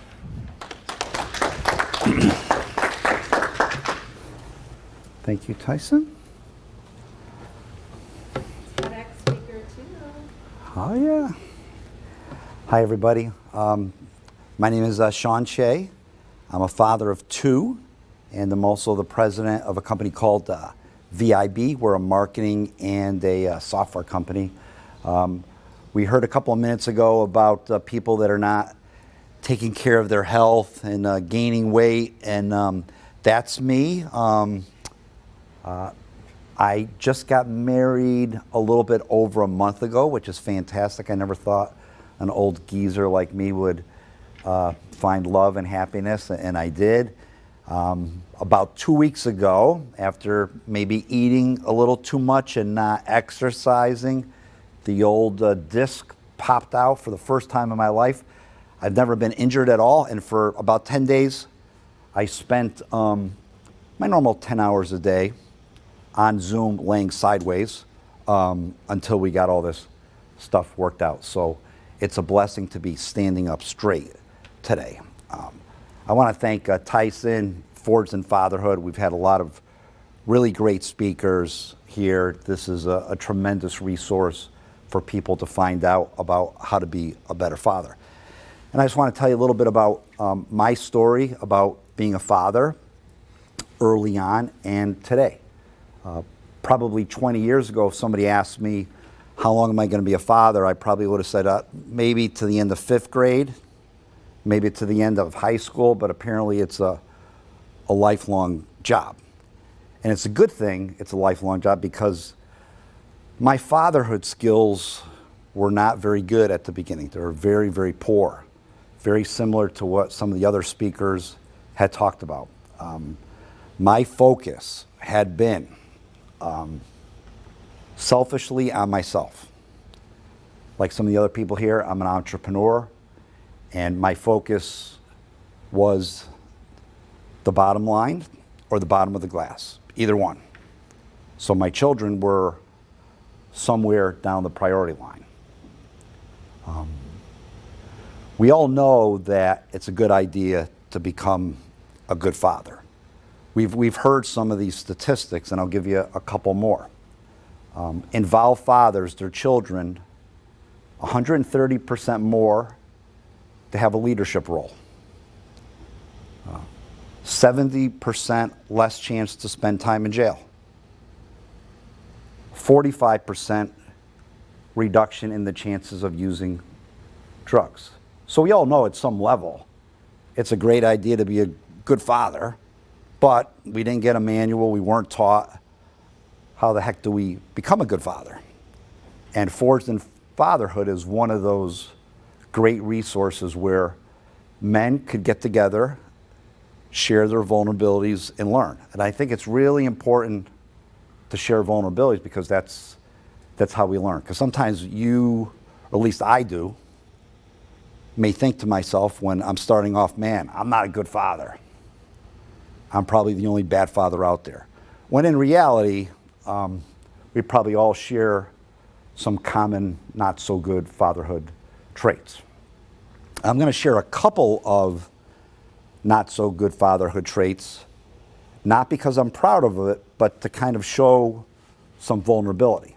When both of my children were born, I brought beer into the delivery room area because I was drinking every day.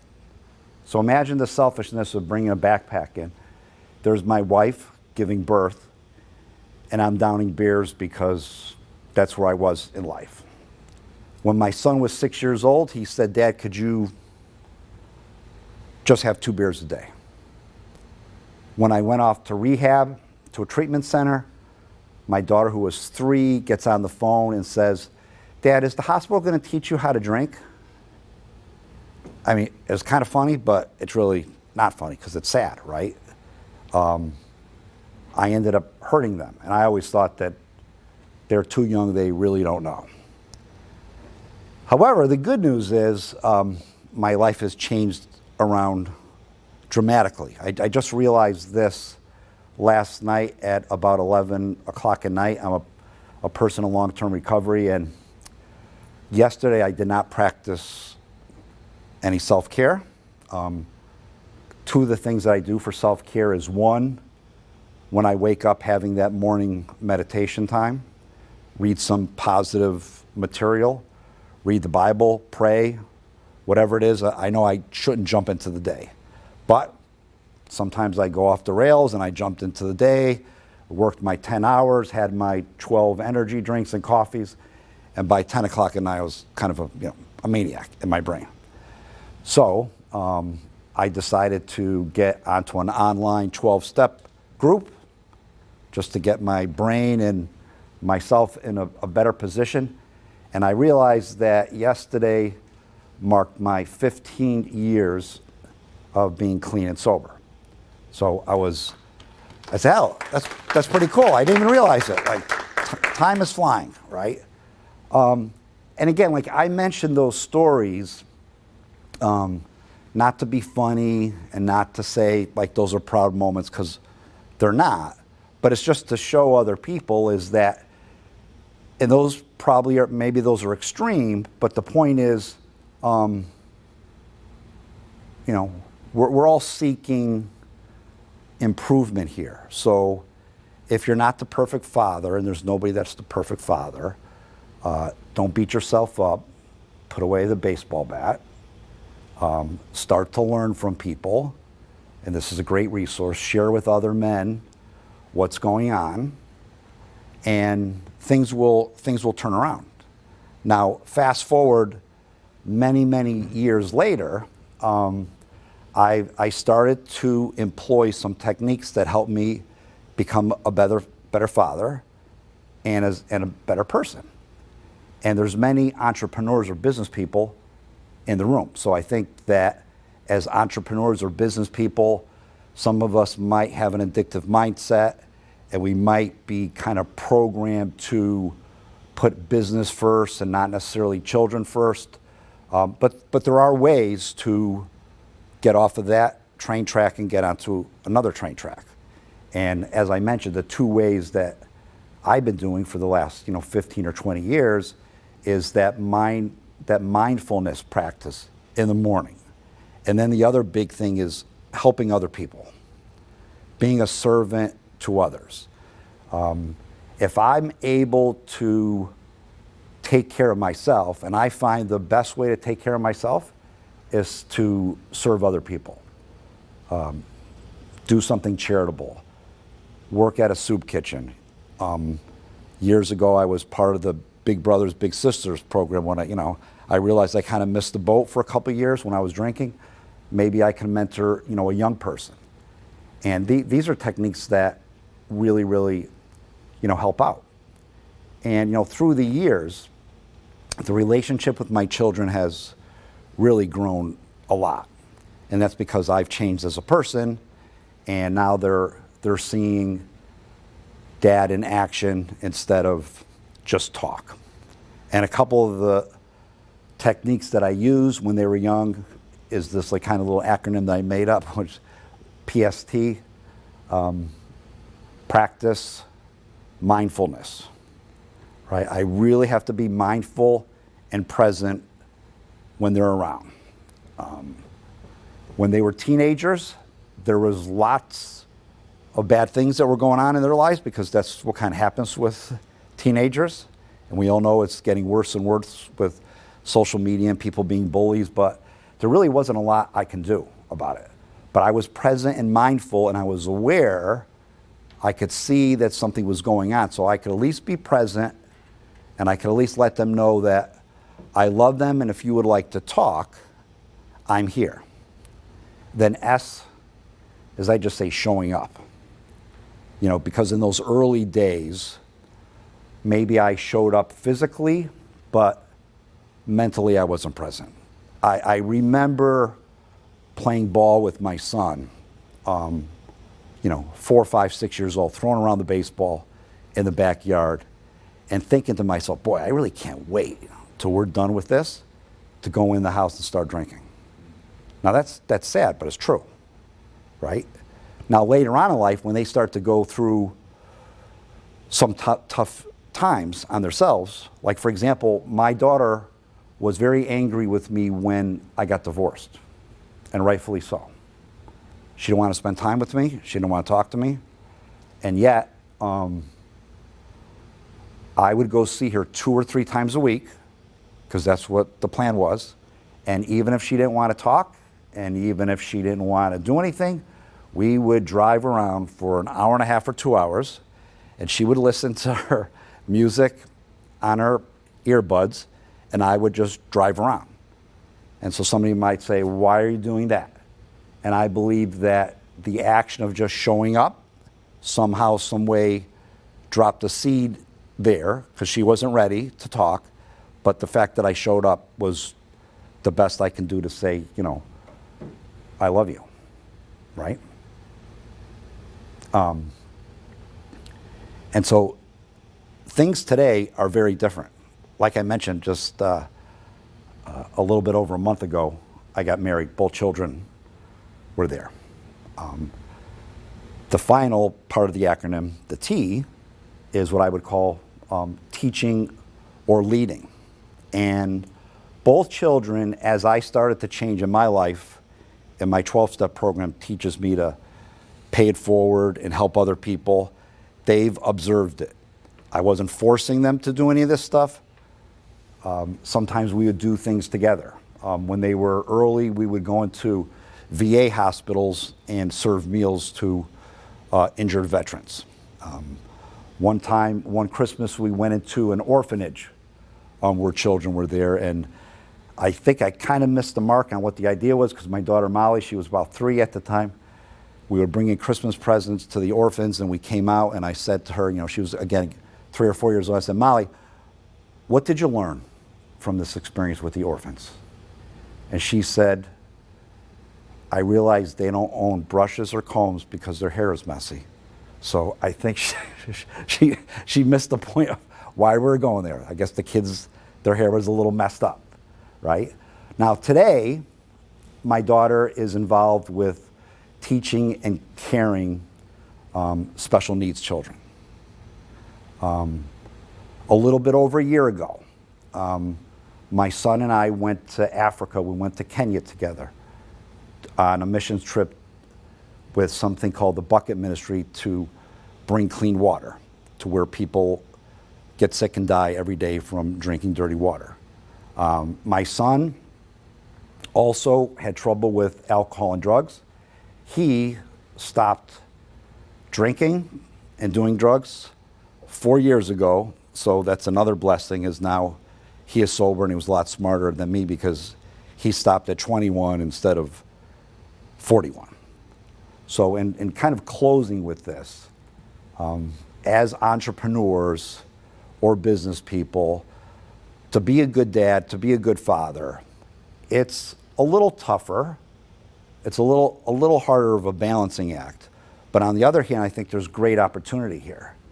Because if we do make that change, and we don't focus on perfection, but we focus on progress to be a better dad, because we're an entrepreneur and because we're leaders, by what we do, by our actions, not only can we make a positive impact on our children, but then also on our customers and our employees.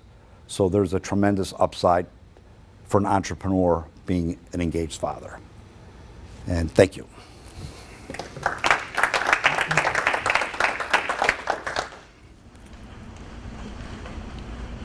Thank you so much, Sean, and really congratulations on the incredible changes that you've made in your life.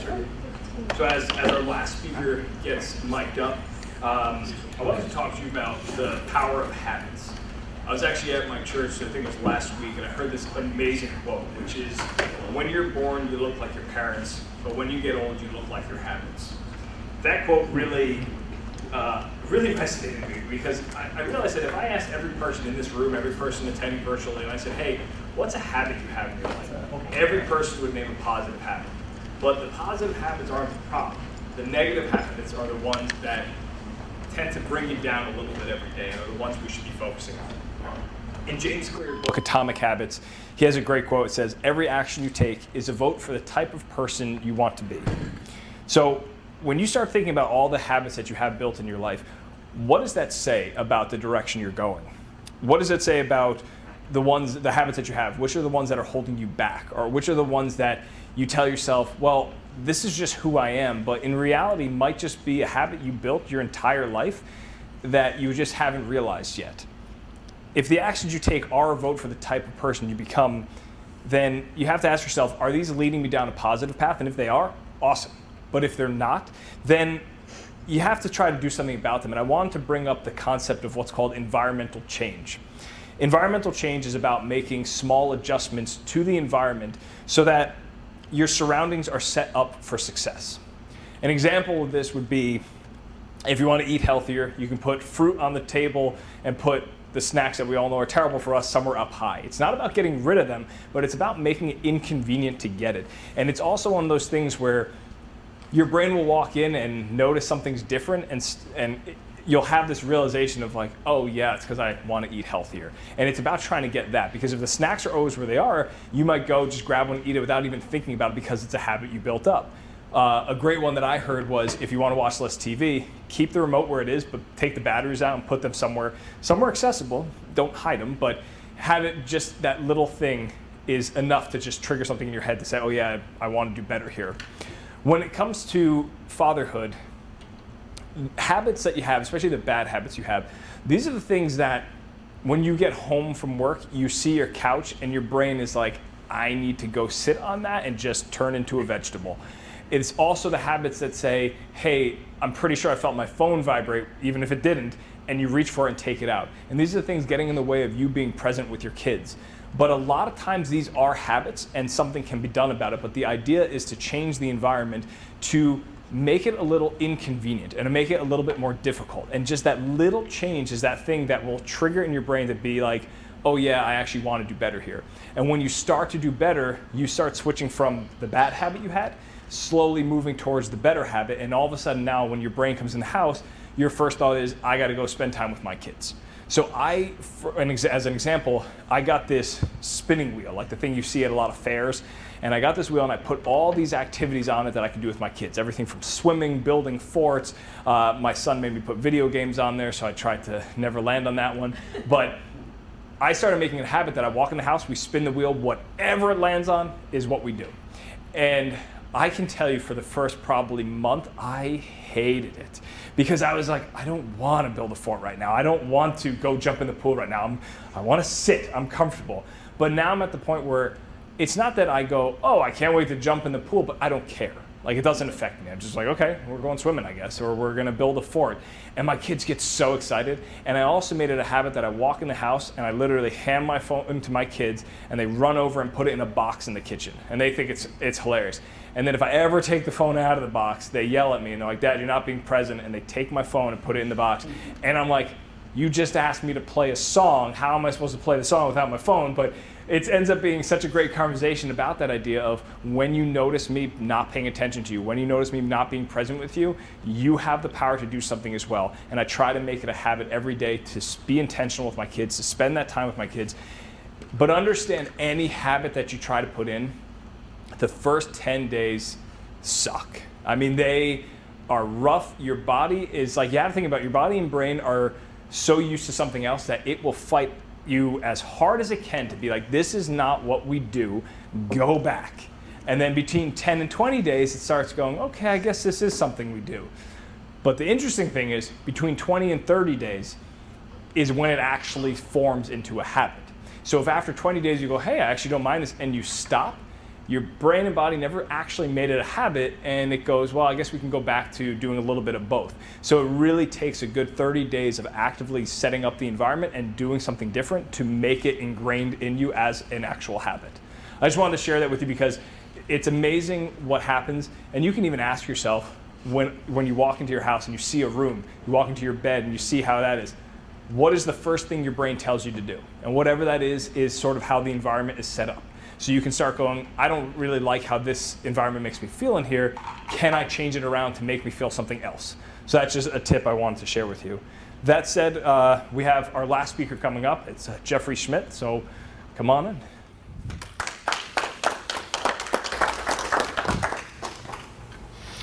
First thing I want to say is thank you so much for having me here today. This is a great honor to be able to speak at the Forged in Fatherhood event, and I'm here to talk to you about resilience. So, with a show of hands, who's a father? Okay, good. Now, who's here to learn a little bit more about resilience? No, not you? No? All right. We got one that's not here for resilience.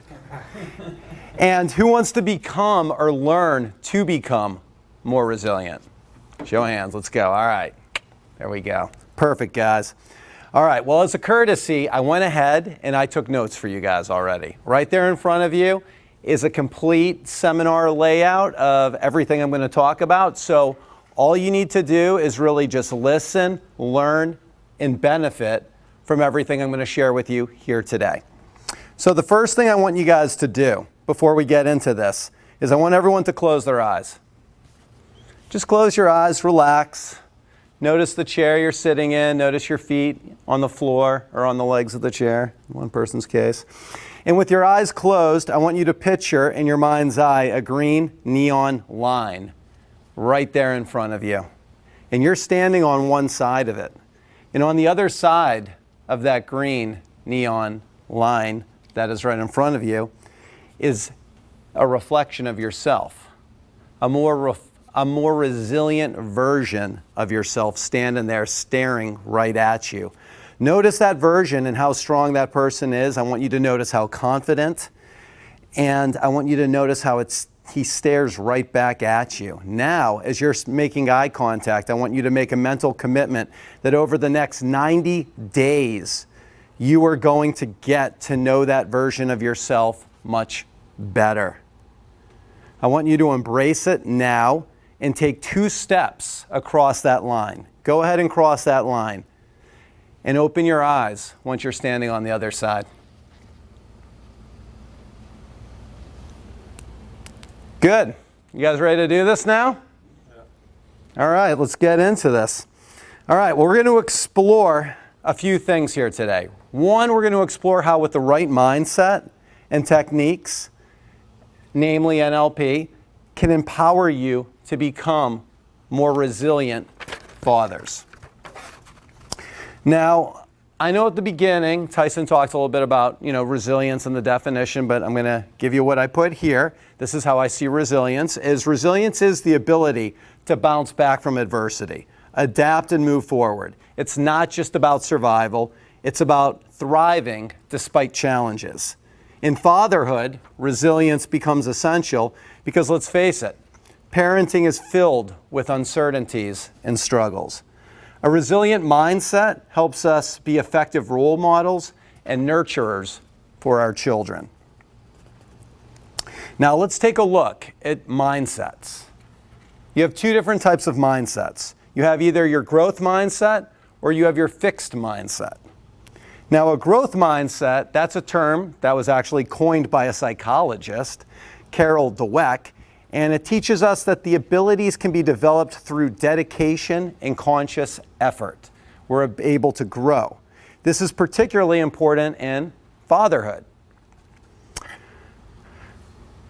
As a fixed mindset could lead to stagnant relationships with our children, a growth mindset keeps us agile, adaptive, and willing to evolve as parents. So the point here is that when your mind is open and it's willing to grow, you have the ability to absorb new information, take that information in, and then apply it towards the result, the outcome you're going after with your children, whatever that is, however you choose to raise them as parents, whatever direction you want to guide them in.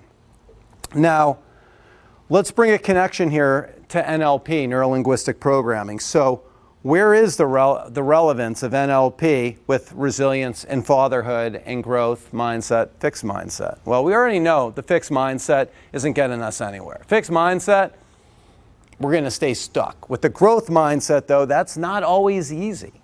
It sounds easy. Just be open-minded, all right? Just do it. Wake up one morning, I'm open-minded. No. For most people, with our habits are so deeply ingrained in us from childhood, you don't even realize what you don't realize. You don't know what you don't know. You think you know something. You can say to yourself, this is what I'm going to be, this is what I'm going to do. But unless you really have the tools to do it, the odds of getting there, they're not very high. It's pretty low. It takes a lot of dedication. But there is, I don't like using the word shortcut, but when you have certain tools, techniques in your toolbox, you're able to shorten the journey drastically, sometimes instant. And my point is going to be made on this. Change happens in an instant. It does. Think about it. Anything and everything you've ever worked towards in life, whatever it is, to become good at, to become proficient at, to become better at, to quit, to start, the whole thing. It happened in an instant, a split second. Oh, it might have taken you 10 years to get there. It might have taken you 50, who knows? But the point is, it happens in an instant. When somebody quits smoking, one day they quit. They quit. It's not like they slowly, no, they eventually shut that light switch off and they're done. When somebody decides to do something, pick up a new sport or, whatever it might be, the decision is made in an instant, and that's when change took place. So with NLP, like I said, we have the ability to move things along a lot faster. So let me tell you a little bit about it. NLP, Neuro-Linguistic Programming, it's a psychological approach that involves analyzing strategies used by successful individuals and applying them to reach personal goals. It relates through language, patterns of behavior, and learned experiences. NLP can offer tools to develop resilience by enabling us to reframe our experiences and reactions. So we're going to go over 3 NLP techniques here today. The first one is going to be anchoring, the second one is going to be reframing, and the third one is going to be as if. Now, if anyone in here has had any kind of sales training in the past or anything along those lines, the NLP pattern, the as if pattern, is very commonly used in the world of sales. Very commonly used. But first, let's just start with anchoring. Anchoring is something you guys are all already familiar with, whether you're aware of it or not. You're about to become aware of it if you're not. Think of it like this. Who here has ever maybe walked by a bakery, a restaurant, or something along those lines and smelled a smell or a scent in the air, and it takes you back to a time, place, space, and moment in your life? That's because unconsciously, at that time, place, space, and moment in your life, you made a mental anchor to that scent. When you smell that scent, it triggers off emotions inside of your body, which fire off in your brain, which basically transport you to that time, place, and space. That is an anchor. That's not an anchor you asked for, though, because think about it. We have good anchors. We have anchors that lead us in good directions. We have anchors that lead us maybe in directions we don't want to go. You have that friend, somebody says that friend's name who's always good to get you into trouble. They mention his name, oh boy, all of a sudden you're feeling that person again. Or you hear something that makes you feel, inspired and feeling good. There again, it's another anchor. Well, this is the thing. The world is setting anchors on us all the time, everywhere we go. So why not understand this concept and take control of it and now use it to our advantage, to set the anchors we want to set, to own the moments, times, places, and spaces we want to be in.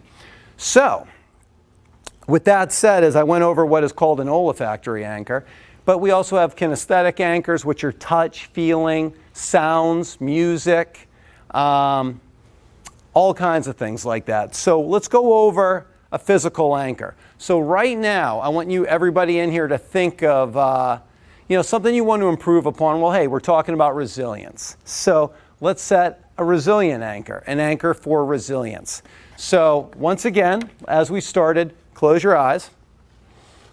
You're going to see how easy this is. This is amazing. All right, close your eyes, and now I want you to picture yourself in a time, place, and space in your mind. Just allow your mind to go there through your mind's eyes, where you felt just so strong. Nothing could stop you. Think of the most peak experience in your life where just anything that would come your way, you would be able to endure it. You were just in that time, place, and space. Just step into it. It could be here. It could be, you know, in another country, you could be on the baseball diamond, whatever that is, whatever that time, place, and space is in your mind's eye. Step into it, relive it, feel it, hear the sounds. Notice any scents in the air. Notice how you feel. Was the wind blowing? What was the temperature of the air? Was the sun above you beating on your skin? Step into that reality. And once you're in there, once you're in that moment, take your index finger and thumb and just put them together and press them down. Really feel it. And then open your eyes. Okay. Close your eyes again. Test the anchor. When you touch your index finger to your thumb, you should feel that again. All right, open your eyes, guys. So now, anytime you need to access resilience, that's all you're going to have to do. And you can set anchors for anything you want. I'll share a personal story. Back in the old days when I had my last company I was building, it was a cosmetics business. I started that business doing door-to-door sales, literally. Like I would go take my car, I'd drive down to the Florida Keys, okay, or a region of Florida, but the Keys was one of the areas, and I made a deal with myself. I couldn't leave until I opened up a new account. It's as simple as that. So I was prepared to sleep in my car. I went to Home Depot and I bought the screen to put over the windows, you know, so the mosquitoes wouldn't get me at night because it gets hot. And when I first started doing it, it was nerve-wracking. Like door-to-door sales is scary. Walking in brand new, introducing yourself, especially like in a place like the Florida Keys where they're so territorial. And anyone that's not from the Keys, forget about it. You might as well be invading their country. So I had to create resources inside of myself in order to endure, for lack of a better way of putting it, the abuse. I walk into places and like I literally watch sometimes the buyer run into the back room and close the door. And I'd be like, I haven't even said anything. We're not buying what you're selling. I'm like, who said I was selling anything? And maybe I just want to shop. Well, point is there was a lot of abuse in those days. So I created an anchor for myself, and I used to call it showtime. So I knew I'd go like that, showtime. When I'd say showtime and I'd walk through that front door, all my baggage was left on the outside. I was there for one reason, and that was it, to try to open up a new account. What did that new account involve? Well, here's the thing. It involved a few things. One, it involved making a connection with the person. And what I'm doing is I'm explaining to you how this anchor is supercharged and how you supercharge an anchor and make it really powerful to use it to your advantage for whatever you want to use it for. So as I was supercharging Showtime, you had to know what it's about. So I'm in there to try to close a deal. But to close a deal, how do you do that? You have to make a connection. They have to trust, know, and like you. And you literally have about 10 minutes at most to establish that kind of rapport. And when you're hyper-focused and you literally leave all your baggage outside, all your baggage, like the last speaker was talking about the present moment. You're not in the present moment if you're carrying baggage. When you're fully in the present moment, you're in flow state. You are dialed in. You're literally like a heat-seeking missile with, you know, that crosshairs on its target because you're so in that present moment, nothing is going to distract you. Nothing is going to get you off course. And you're with that hyper focus, you're just, I'm trying to think of it. There's another word I want to use to illustrate this, but it's just like you're going in on it. So when we're creating these anchors, like what we just created for resilience, after this workshop, the seminar, you can go home and you can hypercharge that. Get more clear on yourself. What does that resilience mean? So when you stepped into that moment, as you know what you were feeling, the sounds and all that, get even more clear on the definition. And you will have the power to create these anchors for anything that you want, anything that you need more of in a situation that you know you're going to go in. And here's the beautiful part about this. This is probably the most exciting, actually, is that after you do it enough times and fire off that anchor enough times successfully, something called alignment and integration happens. It becomes you. It becomes part of you. Because the only reason you had to create the anchor in the first place, it's the elephant in the room part here, is because you didn't have it. You had it, but you didn't, you lacked the courage. There was something missing that didn't allow you to access those resources unconsciously. So sometimes we have to reparent ourselves, and we have to take responsibility to give ourselves the resources we need to achieve the goals we want. And if you're not willing to do that, then you have to change your goals, because now you're lying to yourself. Because at the end of the day, this journey, like we're talking about resilience, but it's all about alignment. It's about being honest with yourself. It's about being connected to who you are. What's your purpose? What are you here for? Like one thing with my coaching clients, when I'm working with them, I say there's always an answer. Like, we're going to talk about what it is we're setting out to do. Okay? And you're going to tell me that. And I'm going to believe you, because, this is how it starts. I'm not here to doubt you in the beginning. I'm here to take you as you come to me, and we'll start there and we'll move forward. But here's the thing. If you're not doing the things that need to get done in order to achieve the results, I don't care how much you try to sell me on the fact that you really want something or you really want to do something. If you're not doing what it takes, like for example, this resource I just gave you guys, if you're saying to yourselves, yeah, there's some things I can use this towards that I want to, expand upon and grow upon, but you're not doing it, throw it out. You're wasting your time. Life's too short to waste our time on goals and to waste our time on outcomes that we're not committed to achieving. It's as simple as that. And this is, again, what I'm getting back to is the whole alignment. So a big part of, like with Arrow Mindset business coaching is, yeah, I've started, built, sold 3 companies, but a big part of what I learned is I paid a lot of prices along the way on that journey, a ton of them. All of your stories I connected to on different levels, every single one. And the one thing I've taken from all those years of experience, because I started my entrepreneurial journey young. I haven't worked for someone since I was 23. So that was when I started my first company. The one thing I've taken away and learned above and beyond all of that is it is about that alignment. It is about being in that place where you are connected to what you do. Because again, I'm trying to remember who mentioned it, but the number one thing that a lot of entrepreneurs suffer and lack is happiness and freedom. My last company, I'll never forget going on vacation with my ex at the time. And I'd be like in Barcelona or somewhere.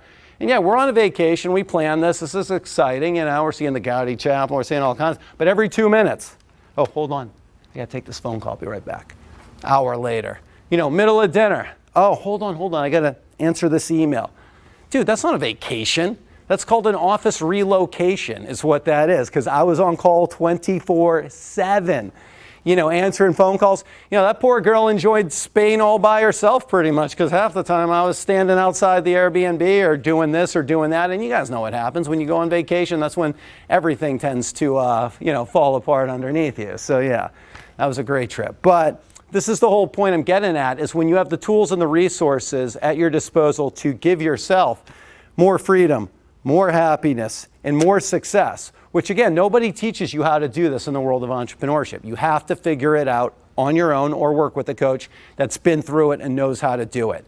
And that's a big distinction that makes a difference, because I get asked this all the time. Because in my world, at least, and I know I'm around other coaches here too, so you guys know this too, there's so many coaches out there today. So many coaches. And in the world of entrepreneurial coaching, there's a lot of entrepreneur coaches. But not many have actually had businesses. I always found that interesting. Entrepreneur coach, but you've never had a business. But the point is at the end of the day, you want to listen to the leader who's been in the trenches, who's done it, who's actually stood at the top of that mountain. There was an old saying years ago. I don't know if you guys, I'm sure some of you guys know your history well, but during Vietnam, during when the war was going off, they needed soldiers, okay? And they needed soldiers and they needed officers. So what they were doing is they were plucking officers out of West Point as soon as they graduated, second lieutenants, and then they would send them overseas. And the second lieutenant would be in charge of, I guess, like a squad or something. I'm not really sure how it's arranged. But I think it was a squad like 7 or 8 or 10 or 14 men. And he would have a sergeant who would be his number 2. And what was starting to happen is this term came out of Southeast Asia called fragging. So what they would do is that second lieutenant who would come out of West Point, just read all the books on military strategy and history. He's an expert, right? He just graduated straight A's. You got this sergeant, master sergeant or whatever, who's been on his 9th tour, 6th tour or something over there. And you have this lieutenant trying to tell this sergeant how things are done. This guy's a liability. So what they ended up starting to do was fragging. They would kill the lieutenant, basically, set it up so that he would get taken out. Because he's coming in, just because he has higher rank, he did not have the experience. He did not know what is really going on out there. There's a big distinction between what they taught you in the classroom as opposed to actually being in the jungle for like 3 days, 5 days straight with, red ants crawling up your legs, eating you while you have an enemy trying to kill you, okay? And it's raining outside and you're wearing full fatigues and battle gear and you're sweating, 4 liters every, 2 hours. So that's a big distinction that makes a difference. I'm going to get back to the NLP here because I kind of just went down a little rabbit hole with you on that. All right, so anchoring. The next thing is called reframing, okay? Is anyone here familiar with reframing? Yes, Shea? Okay, good. Reframing is a really powerful tool. All reframing is it's so simple. It's changing the meaning. That's it. When you reframe something, you're just changing the meaning. You have a choice every day. You can make something mean something in a way that's going to hurt you and set you back, or you can change the meaning as far as growth goes, okay? So say, for example, let's go back to my sales analogy. I could have walked into a store and they could have looked at me and said, "Hey, Jeff, get out of here, blah, blah, we don't want to do business with you." And I could walk out crying, sucking my thumb and, "Woe's me, they're so mean, blah, blah, blah." Or I could reframe it and say, "Wow, that was an interesting learning experience. What am I taking away from that? All right, what am I going to do differently next time?" So the challenge here is to learn to reframe experiences for you. One of my mentors once taught me this a long time ago. Life doesn't happen to you. It happens for you. Everything happens for you. So if you look at everything is happening to move you forward to the next level, to take you closer to where you want to go and where you want to be, how much more empowering is that? Can you even have a setback? Can you even have a failure? And also, too, if you believe in the powers above, then you also believe that that's part of a master plan. Sometimes we have to learn a lesson. Sometimes we have to be kicked in the butt in order sometimes to get humbled, to get more brought down to earth, and to get grounded. So this is all part of the big picture. So when life starts to happen for you, so when you're reframing things to it happening for you, you're no longer a victim. You're now in control. You're now the powerful source, the center of your universe. So keep that in mind. That note's on the thing for you. And then the last one here that I want to talk about is the as-if frame. All right, as-if frame. Anybody in here by chance see the movie Boiler Room? Okay, it was a classic. That was a great movie. All right, that was the first time I heard the as-if frame, outside of this context. Act as if. If you're trying to grow and evolve to the next level of whatever that is that you see yourself in your mind's eye, when you visualize yourself bigger, badder, bolder, stronger, more resilient, act as if. And how do you do that very easy? How do you do that so easy? Well, ask yourself this question. Every morning when you wake up, who are you going to show up in the world as today? Who are you showing up as? Simple question. Answer that. Who are you showing up as? Who is your role model? Who do you think of in your mind, that embodies those qualities? Show up as that person. Act as if you are that person. Because again, bear this in mind too. The unconscious mind and the conscious mind, they don't, the unconscious doesn't know the difference between what's going on up here and what's going on in reality. So if you're acting as if, you're starting to rehearse your next evolution. You're starting to rehearse who you're going to become. So if there's somebody you want to become in your minds, that's this future version of yourself, you have to start acting as if, because then your unconscious will start to absorb that information and those commands, and before you know it, you're going to become that person. Like here, I'll share another story with you guys real quick. This will be a short one. In my late teens, early 20s, There was no way I would be standing up in front of you guys. No, I was shy. I was a shy kid. I played sports and did stuff like that, but I was shy. I really was. And I knew that at a young age, and this was, I'm from Boston and, I fled at 18, to reach my next levels in life, I felt I was being held back in Massachusetts, big time. That's why I got out here and came to Florida. And I knew that if I was going to grow and I was going to evolve, and this is before coaching and all that stuff. I think Tony Robbins existed back then, but Brian Tracy definitely did, but it wasn't what it is now. But I just unconsciously knew that I had to get the hell out of there if I was going to reach a next level. Because I knew what I wanted, but I knew that I needed to acquire the resources, the internal resources to get there. So, like some of the other coaches were talking about earlier, I adopted mentors, mostly literary mentors at that time, all types too. Brian Tracy was actually one of them as well. And in order to get past myself, to get out of my own head, not being able to do public speaking, not being, feeling as confident or self-assured back in those days, I would just put myself in the fire. I would just jump in the deep end, and thank God I didn't drown. But by doing that enough times, after a while, something clicks inside of you and says, he's serious. He means business. He's about this. He's not going to stop. So after a while, it becomes less painful for your mind, your belief system to organize inside to say, this new version is true. It's true, and we're going to keep it, instead of bringing you back to your old version of yourself. Because the only reason you go back to the old version is because it's comfortability. It's because of what your mind knows. You've been programmed all these years from your family, from your friends, from the environment, all just sending messages to you every single day, 24/7. So it's very easy to go back to that. It's like an elastic when you stretch it, when you let go, it goes back. But through enough willpower, effort, and work and focus on that new version of you, eventually, what happens to an elastic band when you hold it, stretch it long enough?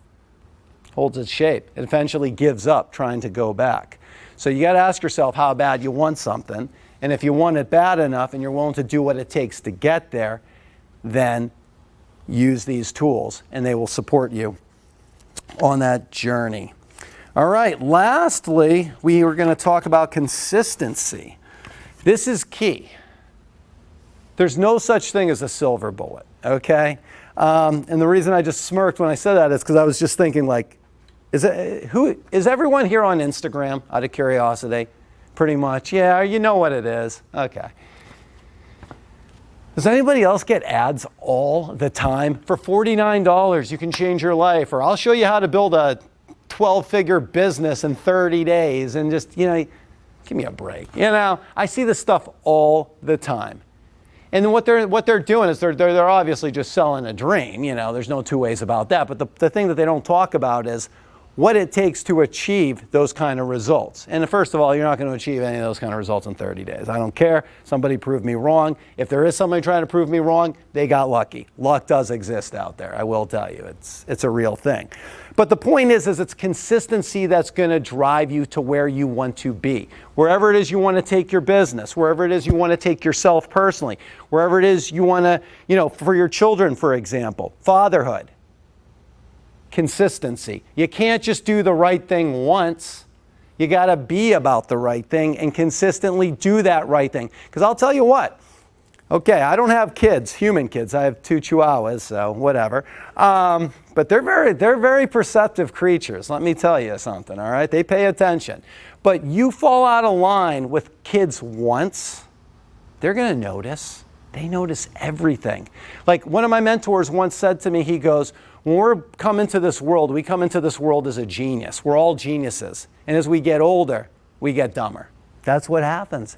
Kids, they have no filters. That's one of the amazing things about kids. They speak what they see. They speak what they feel. It just comes right out of them. They don't even have to think about it. And guess what? It's all honest. It's not been manipulated. It's not been, played with. It's just truth. Because kids are directly connected to the higher powers above.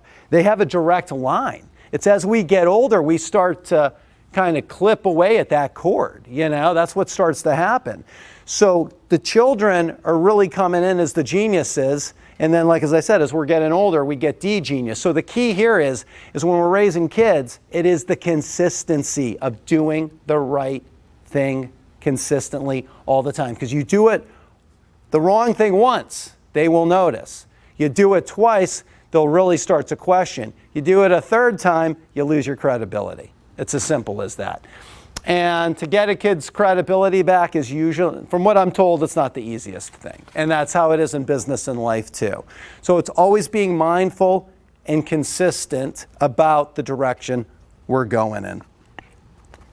All right, with that said, we've talked about NLP, resilience, and fatherhood. Do we have any questions on anything that I talked about?